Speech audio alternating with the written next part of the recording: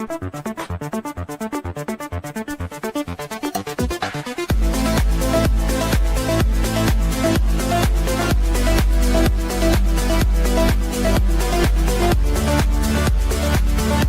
heard of audience participation shows, but this is ridiculous. Welcome to Friday Night Shite. I hope you're well. This is Trev Retro, and with me tonight are my merry band of nerds. I'll introduce them in just a moment. Tonight, it's going to be a bit of an action-packed one because loads to squeeze in and not enough time to edit things. It's been one of those days. Welcome along to the show wherever you may be. If you're watching live on YouTube or whether you're watching on the re-rub, thank you very much for joining me. Tonight, some interesting things to talk about, but I'll just bring everybody on. Still waiting for Istophobos. If he doesn't turn up soon, then it might be a case of tough titty. But as always, I've got to bring on guest number one. Hello, Hey. Guest number one. It's the one and only Swappers. Hello. Oh, hello. What have you been up to this week, Swaps? Oh my God. Nothing really exciting. I've just been sat in front of my screen, editing, recording, Tell me about it. making my eyes suffer very, very harshly. I think I need a new eye test, to be honest with you, a new set of glasses, because as soon as I got behind the wheel of my car, I couldn't see anything. So I don't think I'm doing my eyes any favours, to be honest with you. Well, that's not good. It's not Death Race 2000. Well, thankfully not. But Like a bit of Roger yeah, Corman. but give it a few weeks and the country might descend into that. Who knows? Well, the show wouldn't be complete without guest number one. Guest number two tonight, hailing from north of the border, where they drink iron brew. It's the one and only Melvin Deeply. Hello, sir. Thank you for joining me. Greetings. How we doing, people? How we doing? How's I'm things? all right. I don't know about you. I am shockingly good. I am always good. Good. I don't understand why I am so good so often. I don't get it. I should have down days, but I don't. This should be different. Hey, don't knock it. You know, if it's working for you, so be it. I'd just go with the flow. Exactly. That's it. That's the secret of life. Just go with the flow. It is indeed. Now, a bit of a change to the order of doing things tonight. What I thought we'd do is kind of talk about the chaos that transpired last week outside at Chelsea's Stamford Bridge. Does anybody know this story before I go any further? No. No? Not at all. I don't do football. Go on, fill us in. Well, you know, it's probably a good thing you don't do football. It's not everybody's cup of tea, is it? I hope that's the right picture. No, that's last week's picture. I love StreamYard. It is so easy and intuitive to use. There we go. No, a 16-year-old lad was making his way to a Comic-Con.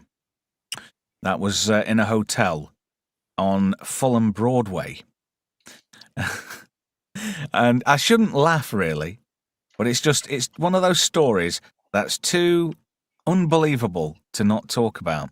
And it's this. I did crop this down, but this is a photo I did borrow from somebody. I can't remember where I found it, somewhere on Twitter. Now, imagine a 16-year-old kid walking down Chelsea's Stamford Bridge, you know, where the football is, and heading towards that hotel on Fulham Broadway, and you see this guy. What's your first reaction? Yeah.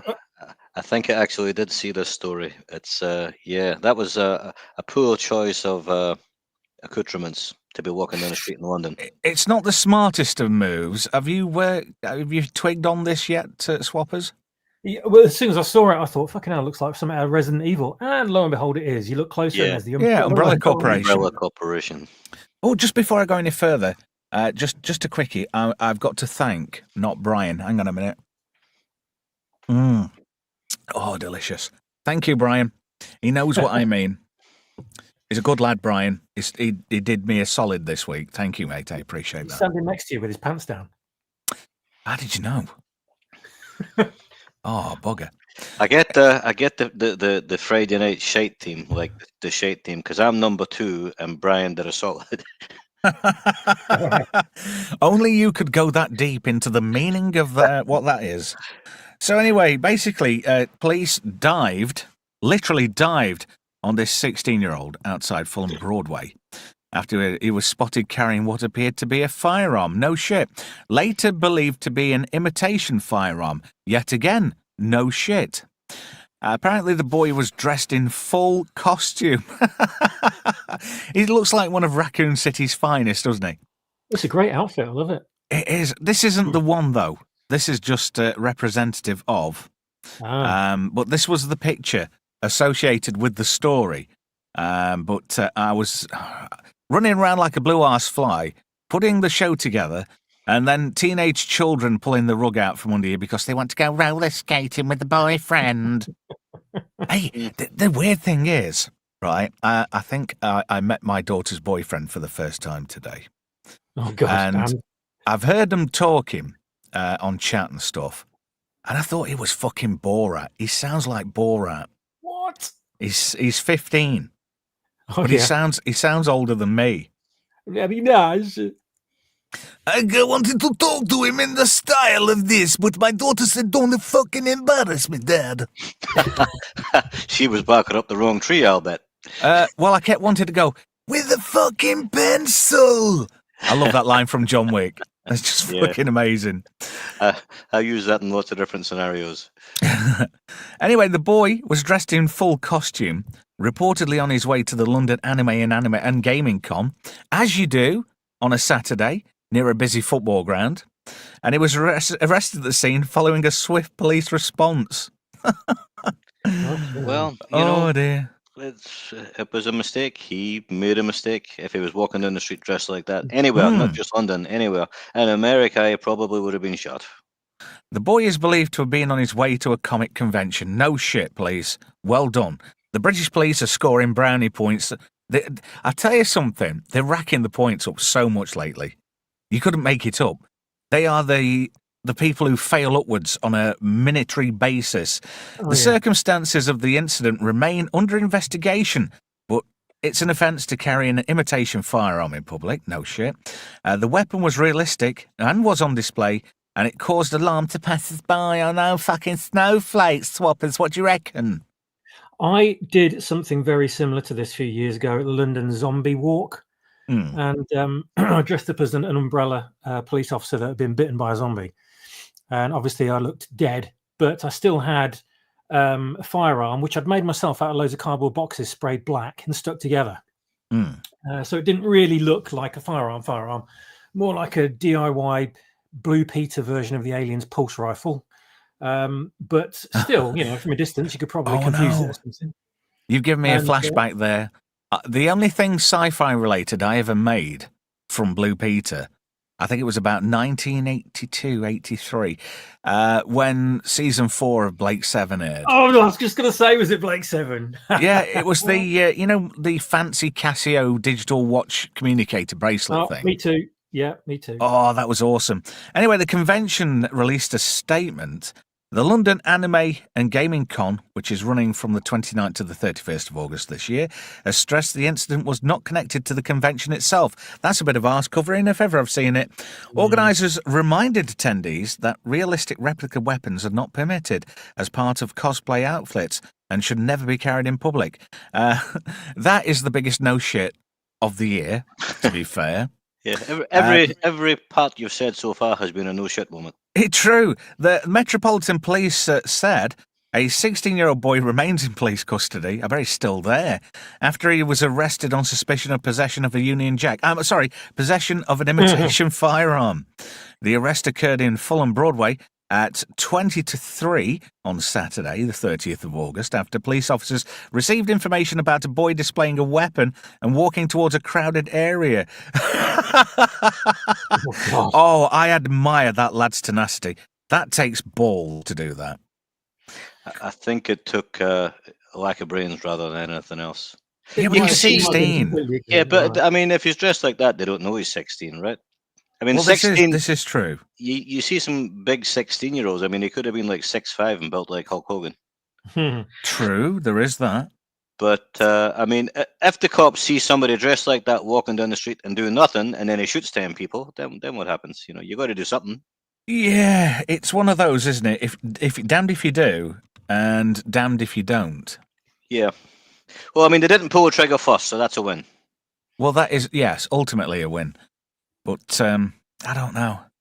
As stupidity goes, that's an award-winning level of stupidity. I mean, Boy Wonder got a scare, and that's a good thing as well, I suppose. Well, yeah, there is that. You could still do this, right, and get away with it. Just like either keep the firearm in a bag and sling it over your shoulder, or make it so it kind of disassembles into pieces, so police can't kind of arrest you for having an assembled firearm, or even something that looks like an assembled firearm. You could like at least carry a backpack around with your bits in, and then assemble it when you get to the convention. There's nothing wrong with that. Yeah, that sounded just so wrong. You've got all your bits in. Who misses? Yeah, a gym bag. Keep all your bits in the gym bag, the helmet and the gas mask and all the shit, and just and then Mel says helmet. Dressed like a normal person. Helmet. Matron. Badum tish. No, matron. No. Have you got your soundboard with a badum tish? I haven't. The soundboard is lacking. And in a a way, no, so we're not going to get fancy a bum tonight then. Well, you never know your luck in a raffle, swappers, do you? You fancy a bum? There you go. Hey! Melv doesn't like the fancier bum bits, so I tend not to do them. I don't do bum. I don't do bum. You find them distasteful, don't you, sir? It's bums aren't up my alley. Tish. Who misses? You though, that's the thing. If only Kenneth Williams was allowed to come out. Yeah. Did you know he was absolutely livid at Charles Autry? What for? Because he was openly out and about, and he used to, how can I put it, fraternise with sailors in front of him on purpose. So poor old Kenny was dying to get some bum love, and Charles Autry was basically a big tart, getting all the sailors. It's strange. Too young to notice at the time, of course, watching the old Carry On films, that most of them were gay. Well, there were only two of them that were gay. There was Charles Autry and Kenneth Williams. I don't know who else was into the Was Bernard Breslow gay? No. If he was, it was very Rock Hudson. It was kept under wraps. Yeah. I don't know. Somebody told me Bernard Breslow was gay. I didn't. Oh. I didn't delve deeper. Matron, tish.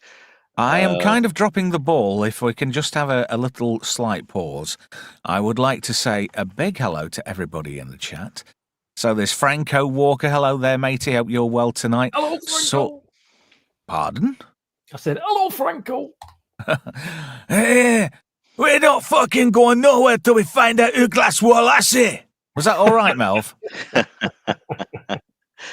It'll do, right? You get a pass. Thank you. The Scottish accent is a hard one to do. Well, I'm kind of, a lot of my family's Scottish, so I get a pass. There we go. Sword in the Storm, hello. Paul Dickinson, a.k.a. Dicko. I've branded him Dicko. There's nothing wrong with that. Tish, No. My stage name's Dicko, thank you. Bizarrely enough. So I don't mind. Gavin's in there. Gav Blackburn, making some good comments. Internet Help Desk. Who else have we got in there? Oh, Brian. Oh, what's he say? I've got me a whale. It's as big as the car, and I'm heading on down the gay bar. Oh, I've got to stick that up on the screen. There we go.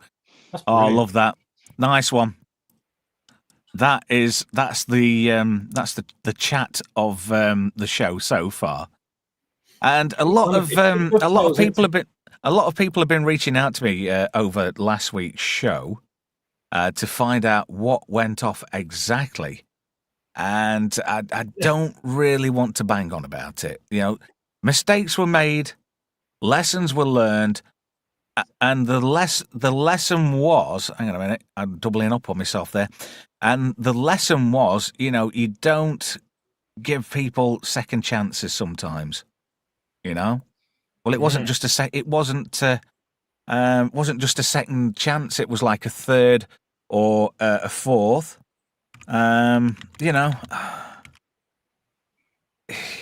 you know, I'm very trusting. You know, I'm just typing something in the chat, so do excuse me. It's very rude of me. I am all over the place. I've been trying so hard getting all the production together for tonight, and then various things cropping up, and it's not particularly gone that well. I'm just setting a challenge for everybody in the chat if people would like to have a go at that one. I'm rattling the tin. I'm sorry. That's something I said I wasn't going to do. But the longer you stream, the longer it doesn't take long to realise that, you know, it's an expensive hobby. Is streaming. Hello to Destron Solar in the chat, who's keeping everybody closely guarded tonight. He's going to look after you. He's going to make sure that no idiots come into the chat and you know, trying any funny stuff and whatnot. Who else is in the chat tonight? Let me see. Oldest Gamer. Hello, Gamer. Hail to you, my friend. Also, Manuel Grill. That is a great username. I thought that was one of your sock accounts for a moment there, Swappers. I'm not that clever. Give Who, Manuel? over. Yeah. I No, always I say think- Manuel instead of Manuel. That's- Sorry about that. Everybody does. It's very strange. A lot of people saying no Scotty tonight. No, not happening. Never, ever again. I'm sorry. My association with Scotty is over. That's it. And that's not me being a dick. You know, first time, shame on him. Second time, shame on me. Hello to Gap After Dark in the chat as well. And I'm not going to keep banging on about it. But like I say, lessons were learnt. And I'm a lot less trusting with people these days. Hello to So- Z3POs. So you're not going to lend us that 20 quid then? Chuff off. Let's see. Go on. I'll use it as a super chat. Go on. Uber Mention is in there. Well, I'll do anything for a super chat. You know that. But you don't have to pay to play. And I hate that. It's like one of them free games you get for Android. A free Yeah. Android game, 400 quid later. What's not really free. There's one I've been playing on and off for a long time, and I really do like it. Hello to Velma Dinklage, who says, Do you fancy a bum? there we go, just for you. What was that? Maybe they mean a homeless person when they say bum. Well, we don't say that, do we? Yeah, but might be an American though. You never know. You never know. And I've completely forgot where I was getting to. I've put myself on a tangent there. So anyway, final thoughts on in a few years' time, let's say 10, 15 years' time, this kid's going to look back on this whole experience and think, my God, I was a tit. What say you, Melv? I think he should have learned a lesson by now. If it's going to take him years of looking back to figure out he was a tit, then he's not going to make it to old age. Well, yesterday's you well, tomorrow's you is a smarter person than yesterday's you. We all live and learn, don't we? Yeah, but some lessons shouldn't take years. Like, if he's going to go to that Comic-Con next year dressed the same, not having learned a lesson. Do you know, Uber mentioned in the chat said, right, how can you not tell that's not a fake? It's got one of those plastic caps on the end. Mm-hmm. You know? Star Wars Retold, hello! Doing some fantastic work. If you want to stick a link in there, Star Wars Retold, I will put it up on the screen because doing some great work. He Paul can't Dutch post links. Dicko now in the chat, formerly known, the artist formerly known as Paul Dickinson. Hello, Paul. Nice to have you in there, matey. Dutch Dicko. Yeah. Dutch Dicko. That sounds like a serious offence. Well, it could be worse. It could be a Dutch oven. There's nothing worse than being victim to a Dutch oven. Swappers, what's your final thoughts on this young shaver being such a twat? Well, he kind of was a bit. I mean, we all A are bit. at some age. I mean, if he's only 16, then fair enough. You know what I mean? It's what they're going to do. They're going to do what they're going to do. But I think he should next year. He should go dressed as a less tactical-looking police officer, as like maybe one of the UK government's police officers. Oh, to let's parade our not streets. let's not wander down that territory. We can have the odd inside joke and a dig. Well, Angela Rayner's sniffing round. She wants to get on the channel, and I'm not fucking having that at all. I was just going to say, he could wear the exact outfit a police officer would wear in this country with a giant pink dildo on his head, just to illustrate the. What, like Chowder Boy from Orgasmo? Exactly like that. What's the Chowder Boy? Oh, Melv's already done it. Oh, there we go. I'm going to stick that up on the screen. Well done, Melv. There we go. Star Wars Retold. I don't think Swappers can drop a link because he's not a mod. Oh, well, he should be. Yeah, if he drops a link, then he's guest number one. Yeah, the only people would be able to see it would be you and mods and him, but nobody else in the chat would be able to see it. I wish I knew how to run this shit better. I'll tell you something, for all its faults, Restream, do you know, if somebody came along and took bits of that and bits of the other and moshed them together, we might get a streaming platform what's actually decent, and then they could price it right. Instead of being greedy, they could do it for a right price where they can afford to pay the bills, right? And make a bit of money to reinvest, pay everybody's wages, and still not take the piss. I think that's doable. But anyway, and on that note... Not going to happen, no. No, not in the real world. There's the link to Star Wars Retold. If you if you do a search even on YouTube, you can find the channel, and there's some good stuff in there. Some excellent bits, and you might recognise a voice or two along the way. Oh, I'm guessing you use that voice I sent you. Oh, yeah. You might not know, but, you know, I do use my contributions. There's going to be lots more opportunities, shall we say, coming up. So you may get... I enjoyed that. I practiced my lines because I didn't want to let you down. I appreciate that. It was a brilliant performance, and I know I can rely on you in the future. So thank you. That means a lot, mate. I really do appreciate that. Anyway, Istophobos is going to kick himself. Fuck knows where he is. But I hate to say it, people flake on me once. That's it. Am I being too stern on that one? There may be extenuating circumstances, but I don't know. I've not had a message. If he didn't let you know in advance, then maybe, I don't know. Well, I haven't really been checking Twitter, to be fair. And we had a good chat near 3 o'clock this afternoon. Yeah, if he hasn't turned up, there'll be a reason for it. It's not something he's known for. Yeah, there'll be a good reason. I'm just gonna quickly message him. But I was just thinking about our second subject tonight. Now I'm doing everything in sort of a mixed fashion. 80s cartoons. And there's some bangers in there. And when I say bangers, I am not kidding. And I've spent a great deal of time this afternoon putting all these videos into my fancy editing software. And I've been tarting things up, and I've made everything sound better and, you know, had a bit of a play around. So I'm just thinking, because I'm going to have to put the chat to one side for just a tiny while so I can concentrate on this. Any ideas? I'll start with Melv, because I know you're a pro, Swappers, and you will get quite a few of these.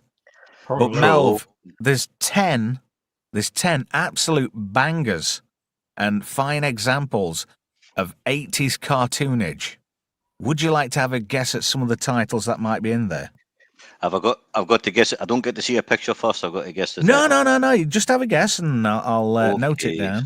Okay, so you've got to have... I know you will have Battle of the Planets, even though that was 70s. That was 70s, so that's not in. But I seen it in the 80s, though. Yeah, but it came out in 78, to be fair. Masters of the Universe. No, I didn't include that, bizarrely enough. That's strange. Ulysses 31. Possibly. The Mysterious Cities of Gold. Negative. That was great. Although it was good. Thundercats. Possibly. Transformers, which I know is one of your favorites. Almost definitely. I don't want to give too much away. I tell you what. That was 3, and you didn't do too bad there. So I'll let swappers have a guess at another 3. They're in no particular order, but although I've put a really good one first, and then the ultimate. Are you all right there, Swaps? Sorry, I just read Brian's comment. Oh, sorry, I'm not keeping an eye on the chat. Let me just have a quick. Hang on. I'm never going to be able to watch that show again with a straight face. Oh, I see now. Just quickly, I'll stick that up on the screen. No, that's the wrong one. Screw you, StreamYard. Is it this one? I don't remember that one particularly for some reason. There's always the porn parody. Hello to Atom Gray in the chat. Thank you for joining us tonight, sir. I'm looking forward to B-sides tonight. I might try and stay up. Otherwise, do you know, I always start my Saturday with a re-rub of B-sides. I normally make a very big pot of coffee, and I sit there and watch the gang get into no end of trouble. In fact, there's a bit of a warning, a caveat, which is my new favourite word of late, about tonight's show. Right? This show tonight will never achieve monetization on YouTube because there are going to be so many soft copyright claims against this stream. It may even possibly be taken down. I'm going to upset a lot of studios tonight. So the only way this particular episode will make any cash is if somebody, kindly gives us a super or anything like that. And I would appreciate that, to be fair, because I'm struggling to keep the lights on. Anyway, I'm going to move on before I get my world's smallest violin out. You fancy a bum? No. So we'll start with number 1. Any ideas, Swaps? Oh, well, it's not obvious, which is why I might think you put it at number 1. But I'm probably the first thing that comes to mind. Obviously, I can't know this for sure, but what comes to mind is Jason the Werewolf. Oh, yes, indeed. Who could forget the GoBots? Oh, screw you. Fuck you and your GoBots. They were wank. Do you know what did me about GoBots is when I watched the film Space Camp? Because Frank Welker did the exact same voice, didn't he? Jinx is Max's friend. I hated that voice he did. Especially that particular robot. I can't remember his name, but he was shite. But just having a bit of a flashback. The only way you got a fix of Transformers back in 1984 was to watch fucking Wackaday with twatty Timmy Mallet. Did you have any fond memories of that, Melva? Or were you two interested in Tuppences and Razzle and Fiesta and the like? I was probably too old for Wackaday. I remember it, but it's not something. Didn't Timmy Mallet do like GoBots or something? No, that was on the BBC, GoBots. Yeah, No, it wasn't. It GoBots was on Saturday mornings on Wide Awake Club. Are you sure? Whereas Transformers was 5 minutes a day on Wackaday in the weekdays. Are you sure? I am. I'm sure it was on one of the khaki Philip Schofield-y puppet up. He's got his hand up a puppet's ass type of affairs. Do you know? It was all on ITV, all of it. I was wherever Sarah Green was. Oh, I bet you were.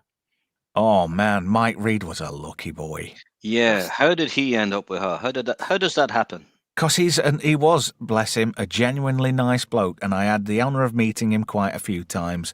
Oh, wow. And he was a sweetheart. He truly was. Much missed. So he died a while ago. He exposed a conspiracy, and he magically, mysteriously dropped dead several months later. No, not him too. A conspiracy. Yes. Anyway, Malv, any fond memories of the Transformers, or were you too cool for school back in 84? Transformers wasn't really my stick.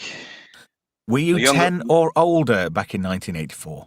In 1984, I would have been 12. Oh, you're 2 years older than me then. Oh, I was well into it. I was a very keen 10-year-old when Transformers came out. In fact, I used to get the week. Go on. Oh, so I thought you were born in the 60s.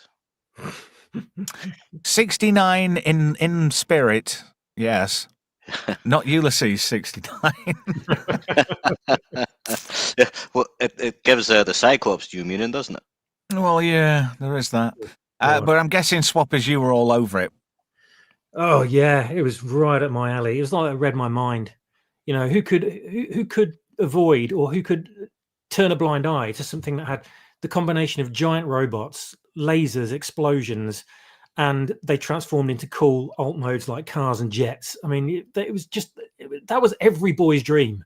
And in we had some of the 1984. best voiceover talent from the States They doing didn't skimp, the did they? voices as well. Yeah, I know. Amazing. You got Frank Welker, the only person in Transformers. This is the weird coincidence about Transformers. When Transformers the movie came along in 1985, Leonard Nimoy played the voice of Galvatron. Yep.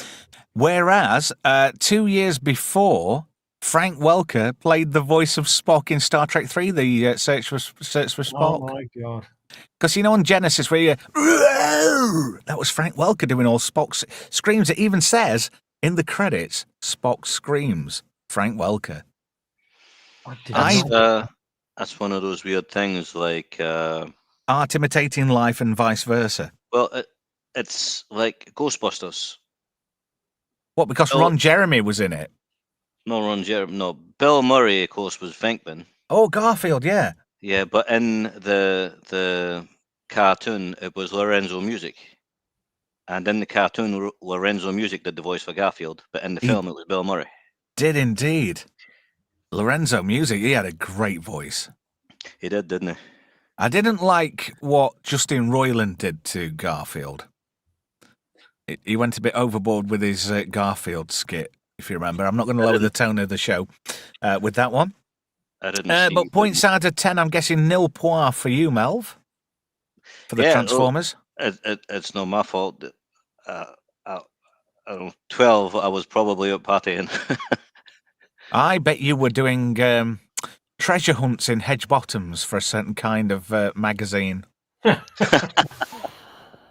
Can you remember that? You don't see that anymore now, the hedge findings. Why was it so common? I don't get it. Well, it used to be a thing back in the day, didn't it? I'll tell you, I was never wanting for that kind of thing because one of my uncles was actually quite near the age of me and my two older siblings. We went to the same school at the same time because my father was one of 15 and he was the oldest and the youngest boy was the youngest. I'm guessing no telly. Yeah, Catholics. Moving swiftly on. Don't do religion, don't do politics, and we've skirted around both. So anyway, moving swiftly on. The second one tonight isn't one that I particularly liked. I only liked the intro. And I know one of the characters was quite a big thing around the voiceover scene, providing his voice for a Transformer, Bumblebee, Dan Gilvezan. In fact, Dan Gilvezan is in another 2 cartoons that will feature in this list. Any ideas what the second one might be? It was an oddball from 1986, and it was on CBBC, if I remember right. Something like Centurions. No, because that was on ITV on Saturday mornings on Get Fresh. Get Fresh, yeah, you're right, yeah. Yeah. Oh, what was on the BBC then? Oh, Get Fresh. You remember that? Just. Mm-hmm. Yeah, no. I had a race. Come on, Get Green Fresh Gilbert. Completely. How can you forget Green Gilbert? I remember Gilbert, but I couldn't remember Get Fresh. Now that had that Pat Sharp in it. No, it was Gaz Top and Charlotte Hindle. Top. Those two. It was the other mullet guy. I had a thing for Charlotte Hindle. She wasn't particularly sparkling, if I remember right, in hindsight. But when you're a horny 14, 15-year-old, you don't look at the earth when you're poking the fire. Gaz Top became Gareth Jones or something. That's his real name anyway. He's married to Violet Berlin from the that video game show he did with her. Good Lord, they've both got the same speech impediment as well. Oh, don't be mean. I know Gaz. He's a nice bloke. Oh, I'm not saying he's not a nice bloke, but you know they do both have a similar look. Again, another sweetheart. He did an awards ceremony at one of the schools in Derbyshire once, And I was working for the local radio station, so that's how I got to know Gaz. But he was back to being Gareth at that point. But we were talking about Atari games for ages. Nice. Ages. In fact, he still owes me. Gaz, if you ever come across this, if you remember that bloke from that really dodgy radio station in Derbyshire and that fat dude who you were talking to for about 40 minutes about Atari games, you still owe me a game. And I think I chose, we were taking turns on Defender at one point. Anyway, I'll let you watch this one. It's like I say, it's a bit of an oddball. It was Marmite. You either love Marmite, if you ask me, that one. Did you ever watch that one? I'm guessing you've not going to be watching any of these, are you, Melv? You see, because I've got a younger brother and a younger sister, these things were on the TV, but again, not something I watched. Huge Flash Gordon fan for the film. Flash Gordon? I've not seen that one. Oh, Flash Gordon. I've seen some of Flash Gordon too. Was it Dale Ardon in that? I can't remember. I remember the doctor was called Flexi Jerkoff. That sounds about right. Do you know what did me about the intro to this? You've got I mean, fair enough, I've heard of Flash Gordon. I've heard of the Phantom. But then token black character, never heard of him. I don't even remember him. Yeah. Lothar. Kilk from... Yeah, like you look like Tilk from Stargate SG-1. Good call, Yeah. Melv. Yeah. And then you've got some dodgy porn-tash bloke who can do magic tricks. Mandrake. And they're all fighting Minge the Merciless. So Phantom is the same Phantom from the old 1930s serials, right? It is. It's the same one. Billy Zane, if you remember that film. In the movie. Do you know that was supposed to be a big thing, and it was going to be a trilogy, but it never happened. Jeez. Yeah. Billy Zane is a good actor, but it is not really... He's a fool to himself, apparently. He's not somebody that can really carry a film. He's a really good actor, but you're not going to go and watch something just because Billy Zane's in it. He'll always be in the back of Biff's car.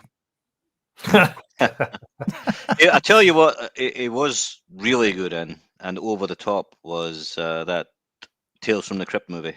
Oh, thank fuck! I thought you were going to say Titanic for a moment there. No, I'm not. Do you know, I've only been dragged through that film once, and I think I fell asleep at least 6 times. It's a terrible movie.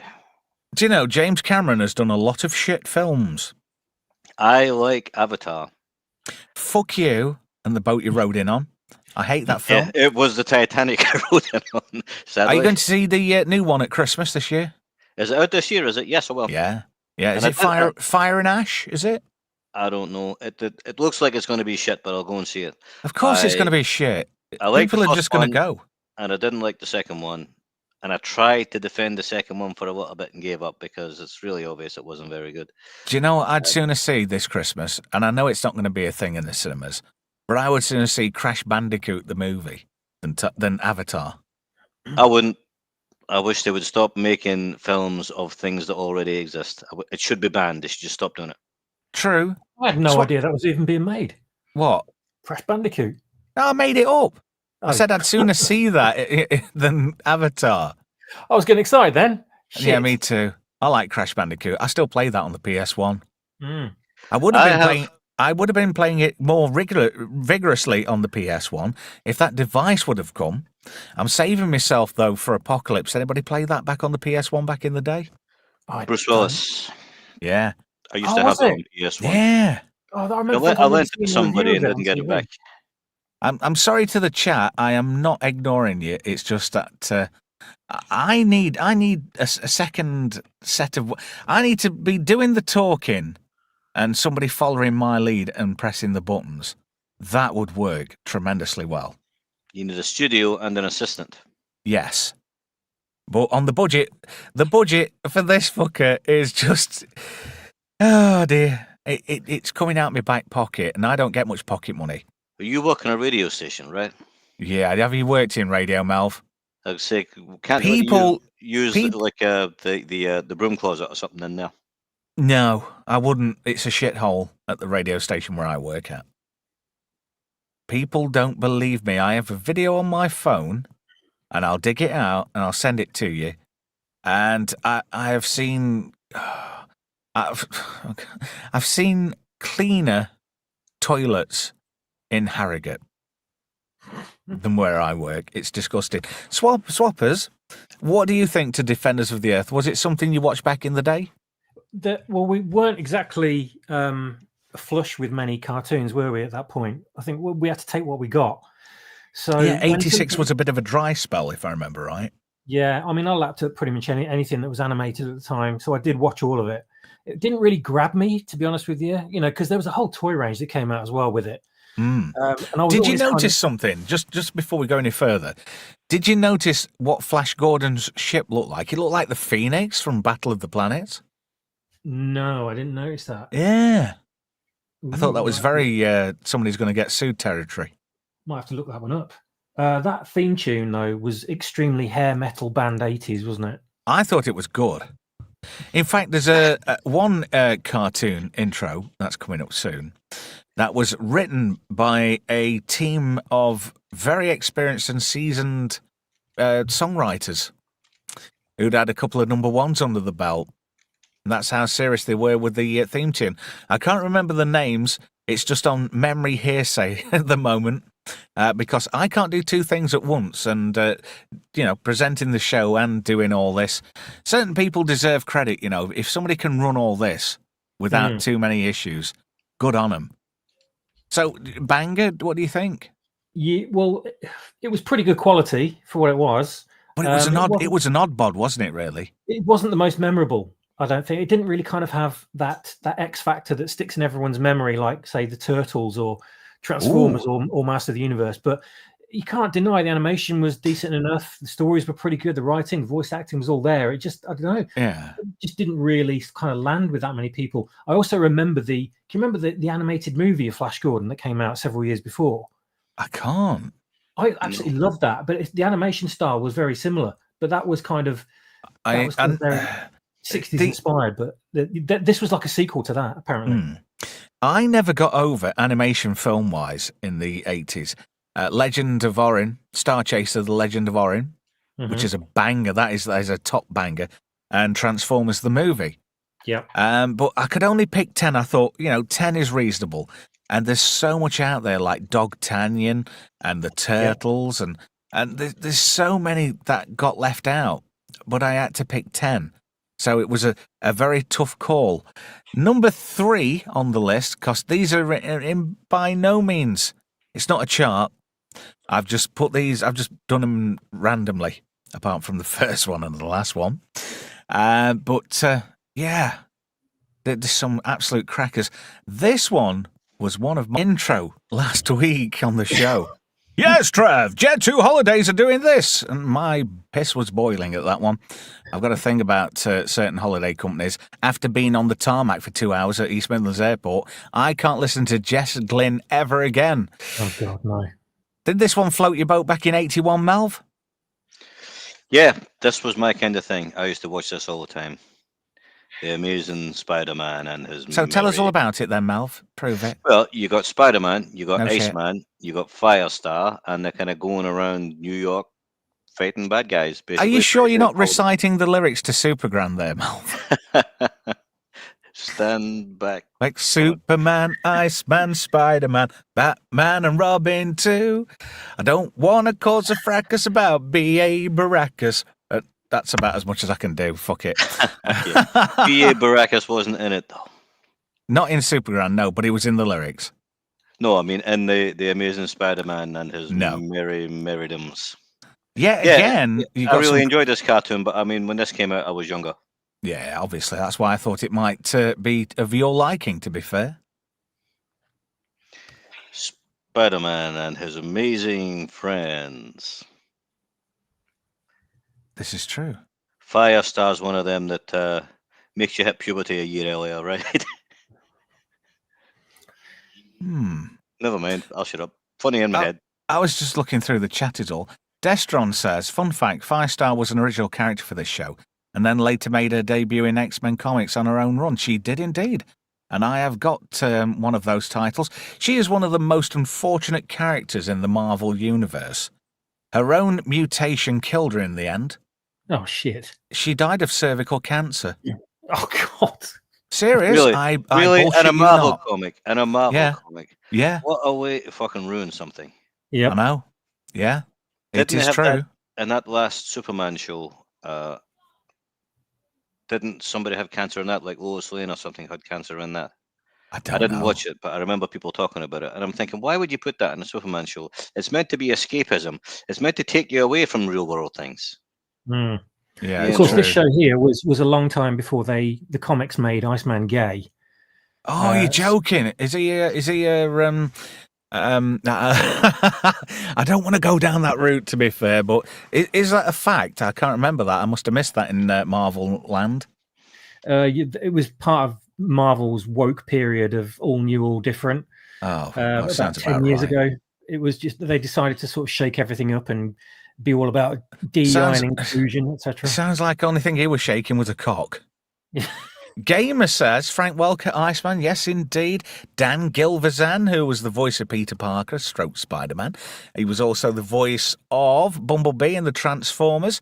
He was also the voice of Flash Gordon in Defenders of the Earth. And I don't know if anybody remembers the Spiral Zone. He was, what was the character's name?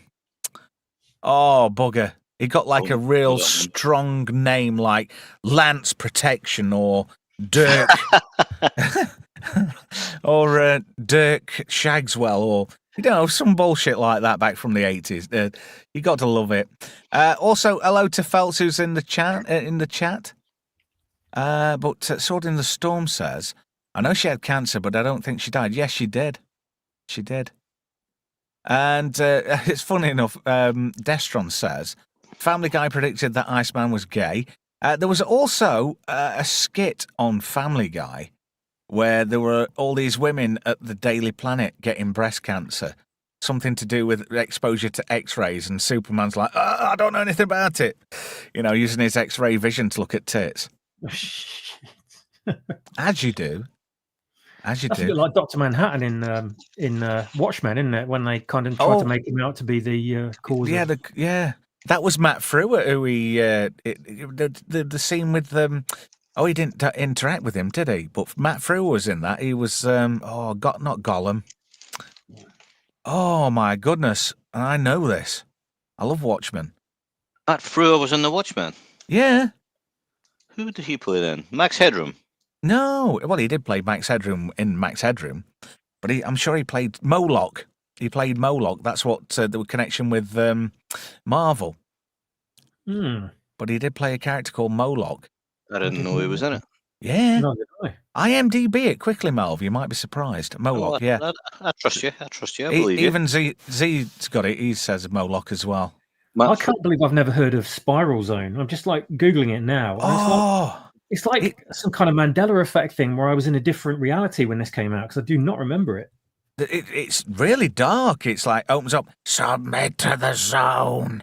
You've got this scientist, Dr. James Bent, and he invents a kind of electrified fungus, what takes people's wills and zaps it and converts it into energy that he can use. And there's him, because he's completely unaffected by it, but he's also mutated by it.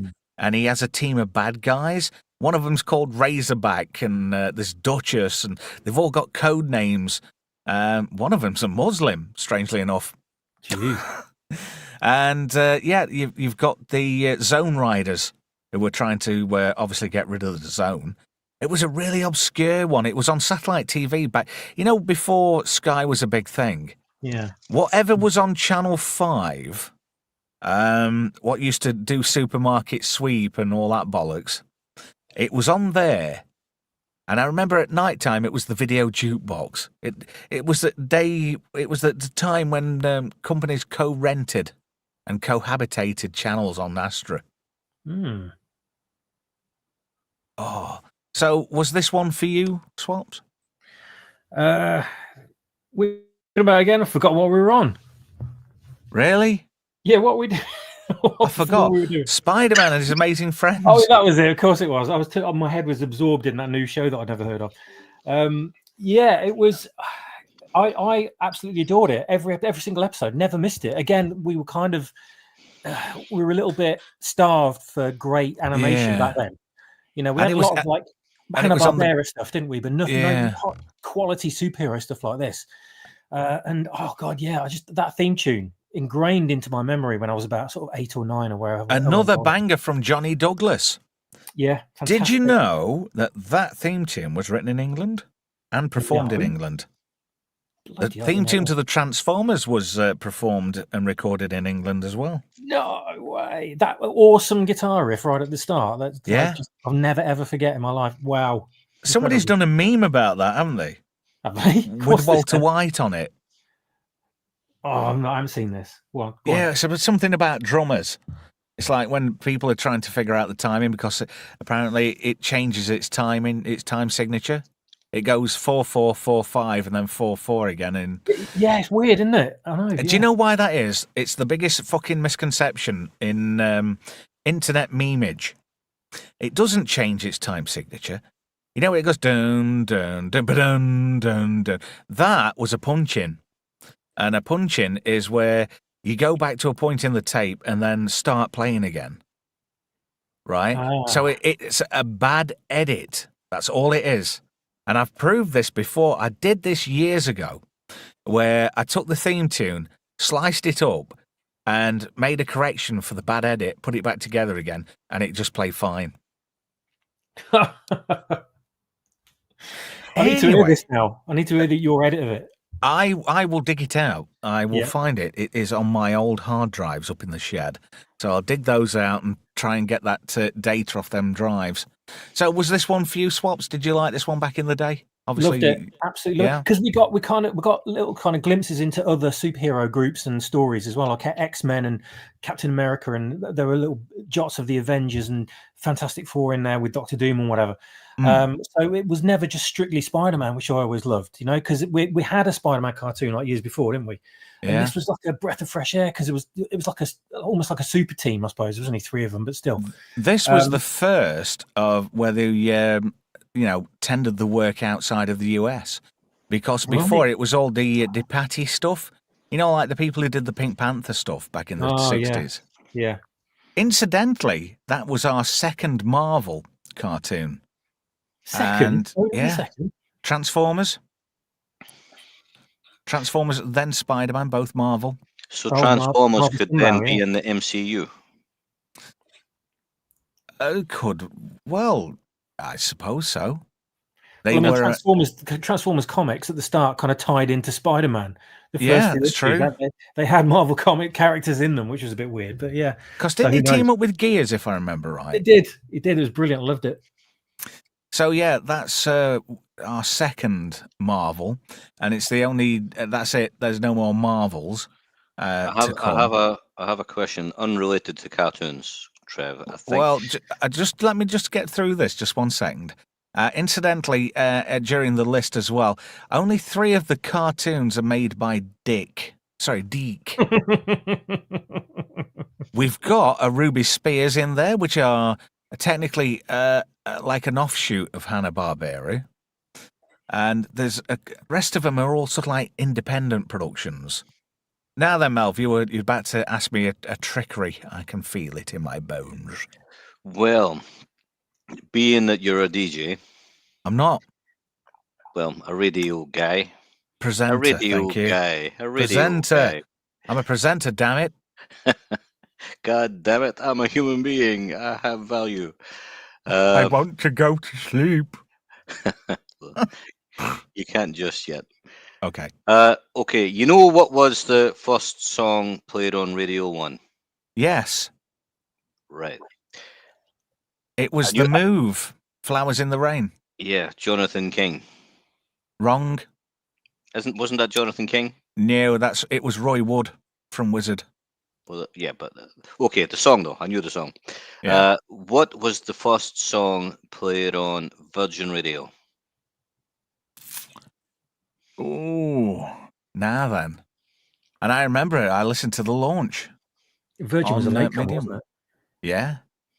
I'm gonna say, just for sheer because I can't remember. I'll freely admit I can't remember. But how about Simple Minds Alive and Kicking? No. Oh. It was a song recorded specifically. It was an old song. It was a cover version recorded specifically for the launch. I can't remember, Malv, to be fair. It was In Excess, Born to Be Wild. Really? No wonder I didn't remember. Yeah. don't I knew you wouldn't remember. get that one, but I knew you would know the Flowers in the Rain one. What was Michael Hutchinson's favourite American TV show? Uh-oh. Shit, I don't know. Hold on. This is going to be something strange, isn't it? The Red Let me Hang think. Gang. Oh no. I'm here Yeah. all week. I'm here all week. I wouldn't No, have got I do apologise to Paul Yates. Oh, wait. You know, I got to say that if I was Michael Hutchins, you know, he had a motorbike accident and it left him with no sense of taste. This is true. Is that why I ended up with Paul Yates? Yeah, that's what I'm guessing. It must be connected. But it's true, though. He had a motorbike accident and ended up with no sense of taste. Really? Yeah. How is that relevant to my pizza topping? Yeah, he then ended up with Paul Yates. I'm thinking, that's not the kind of taste they meant. Yeah. You know, Well, it was the other certainly a kind. crash, wasn't it? But if he come out of one of his drug-induced stupors at some point and realised that he was hooked up with her, you know, I might I hang don't myself know. too. He got the world, musically speaking, he got the world at his feet. He Yeah. got a career to die for. Oh, sorry, too soon. Yeah. But anyway, yeah, you would have thought he wouldn't have done something as fucking stupid. Maybe it was an autoerotic thing. Maybe he wanted to like experience like a choky wank thing, Mm. and he got himself in a bit of bother, and the stool slipped away. It's strange because I mean, Paula Yates, she was horrific, wasn't she? She was a horrific she was human a- being. A she was horrific a- human being. She was a car crash wrapped up in a Hiroshima as well, wasn't she? If you think about it, because her dad, it turns out her real dad, was in Bill and Ted's. What's the first one? Excellent Adventure. Yeah. So a real dad wasn't that reverend guy then? No, it turned 'Cause- out it was the bloke who played Denominos. I can't remember his name now. He was a fat old English bloke. Joe Sackland, Yes, that was it. the bad guy from Lethal Weapon 2. Yeah, The that was Paul domestic Yates' real dad. community. I Yeah. didn't know that. Yeah. I didn't know that. But Wow. that was Her mum couldn't keep her knickers on the slag. Good Lord. Then again, you know, Bob Geldof was a little bit jealous for antics, and he might have had a hand in what happened to Mike Hutchins. He wrote a Doctor Who cookery book, didn't he? You kidding me? Called Cook Who? Cook? He's a cook. Cook Who? Sorry. Oh, They're getting dear. worse. Dad Yeah. jokes are plenty, folks. Yeah, Michael Hutchins. I lost was, a viewer with that joke. Yeah. Come back, please. And one of the Go. top bands in the world at the time, and he Yeah. was banging Kylie Minogue, and he was banging Helena Christensen, Oh yeah. and then it ended up with Paula Yates, and you're thinking, good God, what drugs is he taking? Because he really needs to get clean. I bet she had a real spotty arse too. Oh no. Because, lasses on the pill used to get spotty bottoms, apparently. I didn't know that. Yeah. And I imagine her taking a double dose every morning because she was a one-woman sperm bank, apparently. Oh dear. She was a cum robber. Oh no.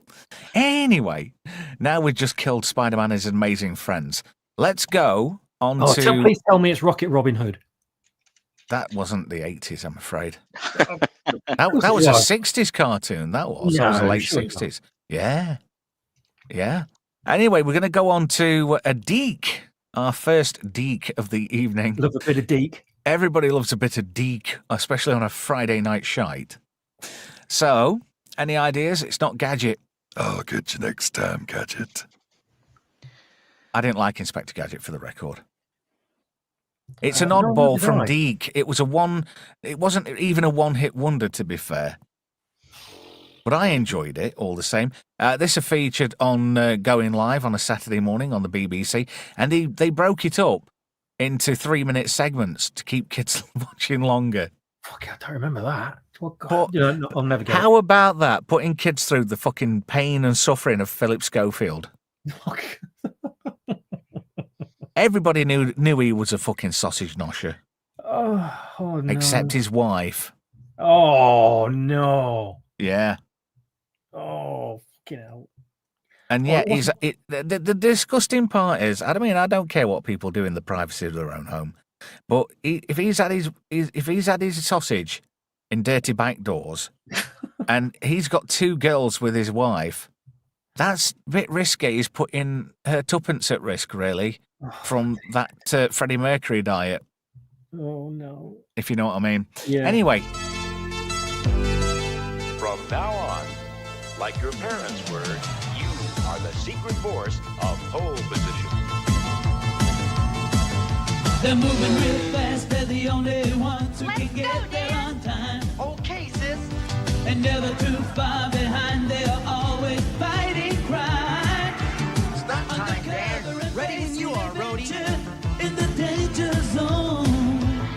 Pretty soon they'll be off on a mission. Hydrofoil mode, Rhodey. Hydrofoil engaged, Dan.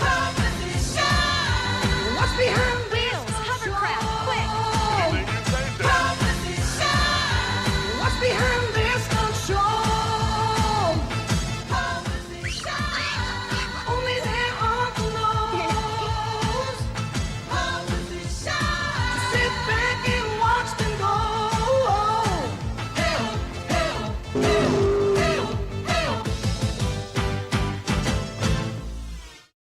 did anybody notice the callback to Mysterious Cities of Gold at the end there? That dun dun dun dun dun dun dun dun. Was that? Did they do the same theme tune bit? I can't remember. Shuki Levy and Haim Saban did all the theme tunes to the Geek stuff. Uh-huh. Even back in the early days. In fact, did you know they also used false names on the Ulysses 31 stuff? No. You know, the Ike Egan and Denny Lane and all that malarkey? Yeah. Somebody told me that was actually them, and they used those names so they didn't get sued by Lucasfilm. No way. Oh And my God. guess what happened? They got sued by Lucasfilm anyway. You know, for the thing, the Miko battling the ice, the one I sent you ages ago. Do you remember when we had this conversation that they got done? You know, some of the incidental music in Ulysses 31. Oh yeah. Yeah, it was actually, because everybody used to say, didn't that sound like Star Wars? It fucking was Star Wars. Oh shit! I didn't. Oh my God. Well, Yeah. well deserved. Incidentally enough, Pole Position was a bit of a strange one. And one of the writing staff was Chuck Lorre, you know, the guy who had all the big hits comedy-wise. Oh yeah. Didn't he have something to do with, like, Friends and Big Bang Theory and all that bollocks? 2.5 Men as well. So he went on to bigger and brighter things. Melv, I'm guessing, I feel like I've pulled a carp out of a pond, and you just by the wayside. I do apologise, Melv. I have never heard of this cartoon. One of my cousins had the Pole Position game on like a I don't know, like an 8-bit Commodore. It was on everything back in the day, notably on the Atari 2600. Yeah, it the wasn't a bad game. Atari 800 XL as well, and the LE. But this is one of those cartoons what had absolutely fuck all to do with the IP it was representing. Yeah, it's like looking at the opening credits there. It's like Penelope Pitstop for a modern audience. Yes. A brother. Well, actually, it was more than that. It was a family of 3. The parents had died. Turned out they were stunt spies, and they got fucking nobbled. So the uncle kind of takes them under his wing, and it turns out he's like at the head of a mini CIA, which it all seems impractical bollocks. They later find out in the series that he's a paraplegic as well, which is quite interesting because he fell out of his wheelchair. And that raccoon thing, which was totally fucking pointless in the grand scheme of things, just pissed itself laughing at him, which I thought was fucking mean, to be fair. As a side note, Lisa Lindgren, who played Tess Darrett in the series, was quite an attractive young lady. And she'd been in a lot of big stuff, Simon and Simon. She was in Young Doctors and stuff like that in the States. Unfortunately, she passed away. She wasn't She was only 44. She died in 2005. Yeah, which is a bit of a shame, really. Neil Ross featured in the credits as well. He'll be appearing in quite a few bits later on. He was a big voice in the Transformers. He was Springer, if anybody I love remembers this that bit. character. Yes, absolutely. Neil Ross, who was a big thing on the US voice acting scene, everybody thought he was a staunch American, and he was actually born in Essex. Oh my god. I think it was Essex anyway. I'm just going to look that up right now. Doesn't say here. No, it says born in London. Last time I looked, it was Essex, so he's probably fucking paid somebody a $5. Here you go, guy. Here's $20. Change it. Go on. You know, Essex is stuck to the side of London, isn't it? Not really. You talk to anybody from London, and they'll say, "No, we're nothing fucking to do with Essex. Fuck Well, off." I used to live in West Thurrock. That means now And- to me. Is that London? Well, it's right next to Grays, which is Essex. But London was just up the road, like 10-minute drive Right. on the A13. Ah, I see. You're a well-travelled man. I think you've got a Playboy background, Melvin. I wish. Yeah. I'm well traveled, but it's not that kind of like private jet and supermodel kind of traveled. Oh dear. It's I- like I cheap don't. seat on the bus kind of traveled. I don't mean to cast aspersions, Mel, but were you transferred from prisons quite a lot? Yeah, Do you like porridge? I do like porridge. Oh, do you want to know? You want to know about porridge? Let me tell you about porridge, right? English people put sugar in their porridge. No, this one don't. Maybe it's just Southerners. Salt. Put salt in it. Yes, porridge has salt in Salt, yeah. it. Porridge with sugar in it is ready break. It's not porridge. Don't you dare. Ready Breck is going to kick your fucking head in now. Ready Breck's going to find out where you live and you're in for it. Well, If you Ready Breck want will to know a have disturbing bread. story, do you want to know a disturbing and harrowing story about breakfast cereals? Go on. then. Look into the history of Ready Break. You will fucking cry in your cereal. You will never eat it again. You will never look at Ready Break the same way. They had to draw on a fake red glow, didn't they, when Chernobyl was kicking off? Do you remember that? On the adverts?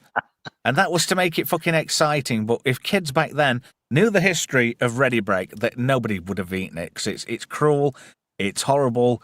It's like that story of Neem or wherever it is. I can't pronounce it. It's dark. It's sad. It's rather cruel. Oh, I don't need to be more depressed. I don't eat Ready Break anyway. And No. Sword in the Storms there says he's never had salt on his porridge. Then Why he's not? never had porridge. He's always had Ready Break. Do you know, I've just gone through the chats, not a single fucking super chat. I might pay myself, I think. I might chuck myself a $5. I can't afford it, but I might just do that. It's embarrassing. The show nobody loved. I was just looking at Lisa Lindgren. Bloody hell, she's all right. Did you read my super chat? I'm sure I sent one. Really? Where is it? I don't know. Oh, there we go. I don't remember what I, found said. it. Gotta be I found funny. it. Oh yeah. Show us your knickers. Do you want to know something, Melv? I ain't wearing any. You're wearing a G-string. No, I'm sat in my PJs, to be fair. I'll have to show you my knickers another time, Melv. I will send you a picture tomorrow. Oh, by the way, I didn't do the thing. Wrench Thing? World of Sport. There we go. I'm not doing the wrench. Oh, Istophobos has just messaged me. He says, no power or internet all day. It's all right. It's all right, Istophobos. We're a bit late in the day to... He lives in Florida, doesn't he? And it's always I hurricanes. don't and things. know. I don't know if they had some bad weather. They always have. I can't message back because I can't do two things at once. But thank you, Melv. £2 super chat there. That's at least a pot knacker. Yeah, no, you'll have about 13p left out of that when they take the cut VAT. Oh, don't even go there. I've been having a lot of discrepancies with what they say they're taking. Right, let's move on. Oh, Swappers, yeah, because Melv didn't watch this, and it's kind of shit anyway. You've got to chuck a bit of chaff in with the wheat, haven't you? To be fair, it gives you a bit of perspective on what's actually decent. So, Swappers, did you watch this? Was it any good? Hello, We've lost Swappers. hello, Swappers. You see, he lives in Florida as well, and he's also got a hurricane. Oh. Anyway, Mel, thank you ever so much for that super chat. I really do appreciate it. I don't look a complete twat tonight. Thank you, Melv. £2 is better than nothing. That £2 is worth $1 million to this channel. £2 is better than no quid. There's been many a days I'd have been happy to see £2, believe me. Yeah, me too. I'll tell you something. I don't watch streaming, to be fair, outside of this. I mean, fair enough, I watch B-sides, but that's pretty much about it. But people don't appreciate what goes into doing a show like this. I never did. And kind of kicking myself now because you think, oh, yeah, it's so easy. It's not. I've got full respect to anybody who does a streaming show, whether it's rated as the worst or rated as the best. You know, everybody's putting that effort in, and that's what it counts. That counts, really. Right. It's a learning curve. It's a difficult thing to do on your own as well. Yes. I've had some sage advice. Some wise Scottish fellows have helped me out. Thank you greatly, Melv and Brian. So we don't have many wise people up here. Yeah, you do. And I really am in debt to Brian this week. Hang on, I just need to take a bit of a refreshment second. Just bear with me a second. Oh, I tell you something. That mouthwash from up your neck of the woods is fantastic stuff, Melv. God bless Johnny Walker. All right, I thought it was Iron Brew you were talking. My old man used to mix Iron Brew with his whiskey. Really? Yep, he would Sacrilege. have like grouse or bells with Iron Brew. Well, if it was grouse or bells, fair enough, because it's not the best. I mean, that's what he liked. Though. See the expensive stuff. He didn't like it. He liked Really? the blended stuff. Out of everything I've ever experienced, now JWB, I'm not advertising them, but JWB is like, for me, the best of so many worlds. You know, it's simple. It's not particularly cheap. It's not particularly expensive. Yeah. It ticks a hell of a lot of boxes. And it's very well known. They have an ambassador. They have a guy in a kilt that they send around the world promoting it. Really? I did not know that. But, you've got your competitors within brand competition. I mean, you've got like Double Black and you've got Green, which are the nearest neighbours, so to speak, after Red. But they're nowhere near as good. They're rated higher whiskies, but they're not as good as a JWB. But then again, horses to courses, it's what you like. If that's it, what it boils down to, then so be it. All right, I'm going to have to press on for time. Otherwise, we're not going to get to talk about Kaiju number 8 and Alien Earth, although that's probably not a bad thing. It was a bit of an odd one from 1986. One of 2 cartoons from this stable, because they did Thunderbirds 2086 as well, from the studio of Robert Mandel. A bit of a weird one. Only one season, 65 episodes, but it had a fantastic theme song. The theme song, No Guts, No Glory, was featured in the opening credits and preceded by a spoken introduction. The song was written and composed by Phil Gladstone and John Van Tangeren, there we go, and performed by Van Tangeren using the stage name Johnny Vancouver. The song was also featured in the end credits for one of 35 episodes, so they changed it a little bit later on. But apparently those 2 songwriters were very big hitters in the music industry in the States back in the day. But I thought this was a really good one. And if you look at who was doing the voices, you might be in for a bit of a shock. Because the guy who did Zachary Fox, anybody not recognise? Well, if you've never seen it, Melv, you won't know. But the lead character on Law and Order, the guy who looks like he should be in the mafia. I don't watch Law and Order either. I'm not sure who he is, but he was the voice of that particular character. It was a bit of a weird one because obviously it had got that Wild West theme to it, and it pretty much came out before Brave Star, which I thought was good. Yeah, I enjoyed Brave Star. That horse was a good idea. I don't know why they didn't make a film of that. And I always used to get confused with Tex Hex and confusing him with Tex Mex, and I was getting quite excited because it was food. Or But that Tex was Pete from Super Ted. yeah. But that was one of the last of Filmation's cartoons. But we're moving off track. Swappers, do you remember this one? No. Hello, computer. Computer. Hello, can you hear me? Hello, Yeah, computer. honestly. There we go. Galaxy Rangers Swappers. What do you reckon? I absolutely bloody adored this show. Was it based on the animation theme was- tune? It was. The theme tune was just amazing. Anyway, the theme tune I still love it to this day. The full version of it is available on YouTube. and It is. God, it's great. Do you know something? I think I picked these cartoons based solely on the theme tunes. Well, yeah, I mean, Pole Position had a great theme tune. That I didn't get to comment on it because someone came in the room and I had to mute. But the reason why I loved Pole Position was because it looked vaguely anime, and we were so starved of anything like that. We had Thunderbirds 2086, which was also great. So anything that looked Which was made in vaguely America, strangely enough. weird, isn't it? Absolutely, just bizarre. Made by the same people who made Galaxy Rangers. Yeah, right. So this is why straight away. I mean, they really used to care about boys' own entertainment back then, didn't they? We got some absolute fucking stunning shows like that Ulysses and Jacksonville Warriors and this.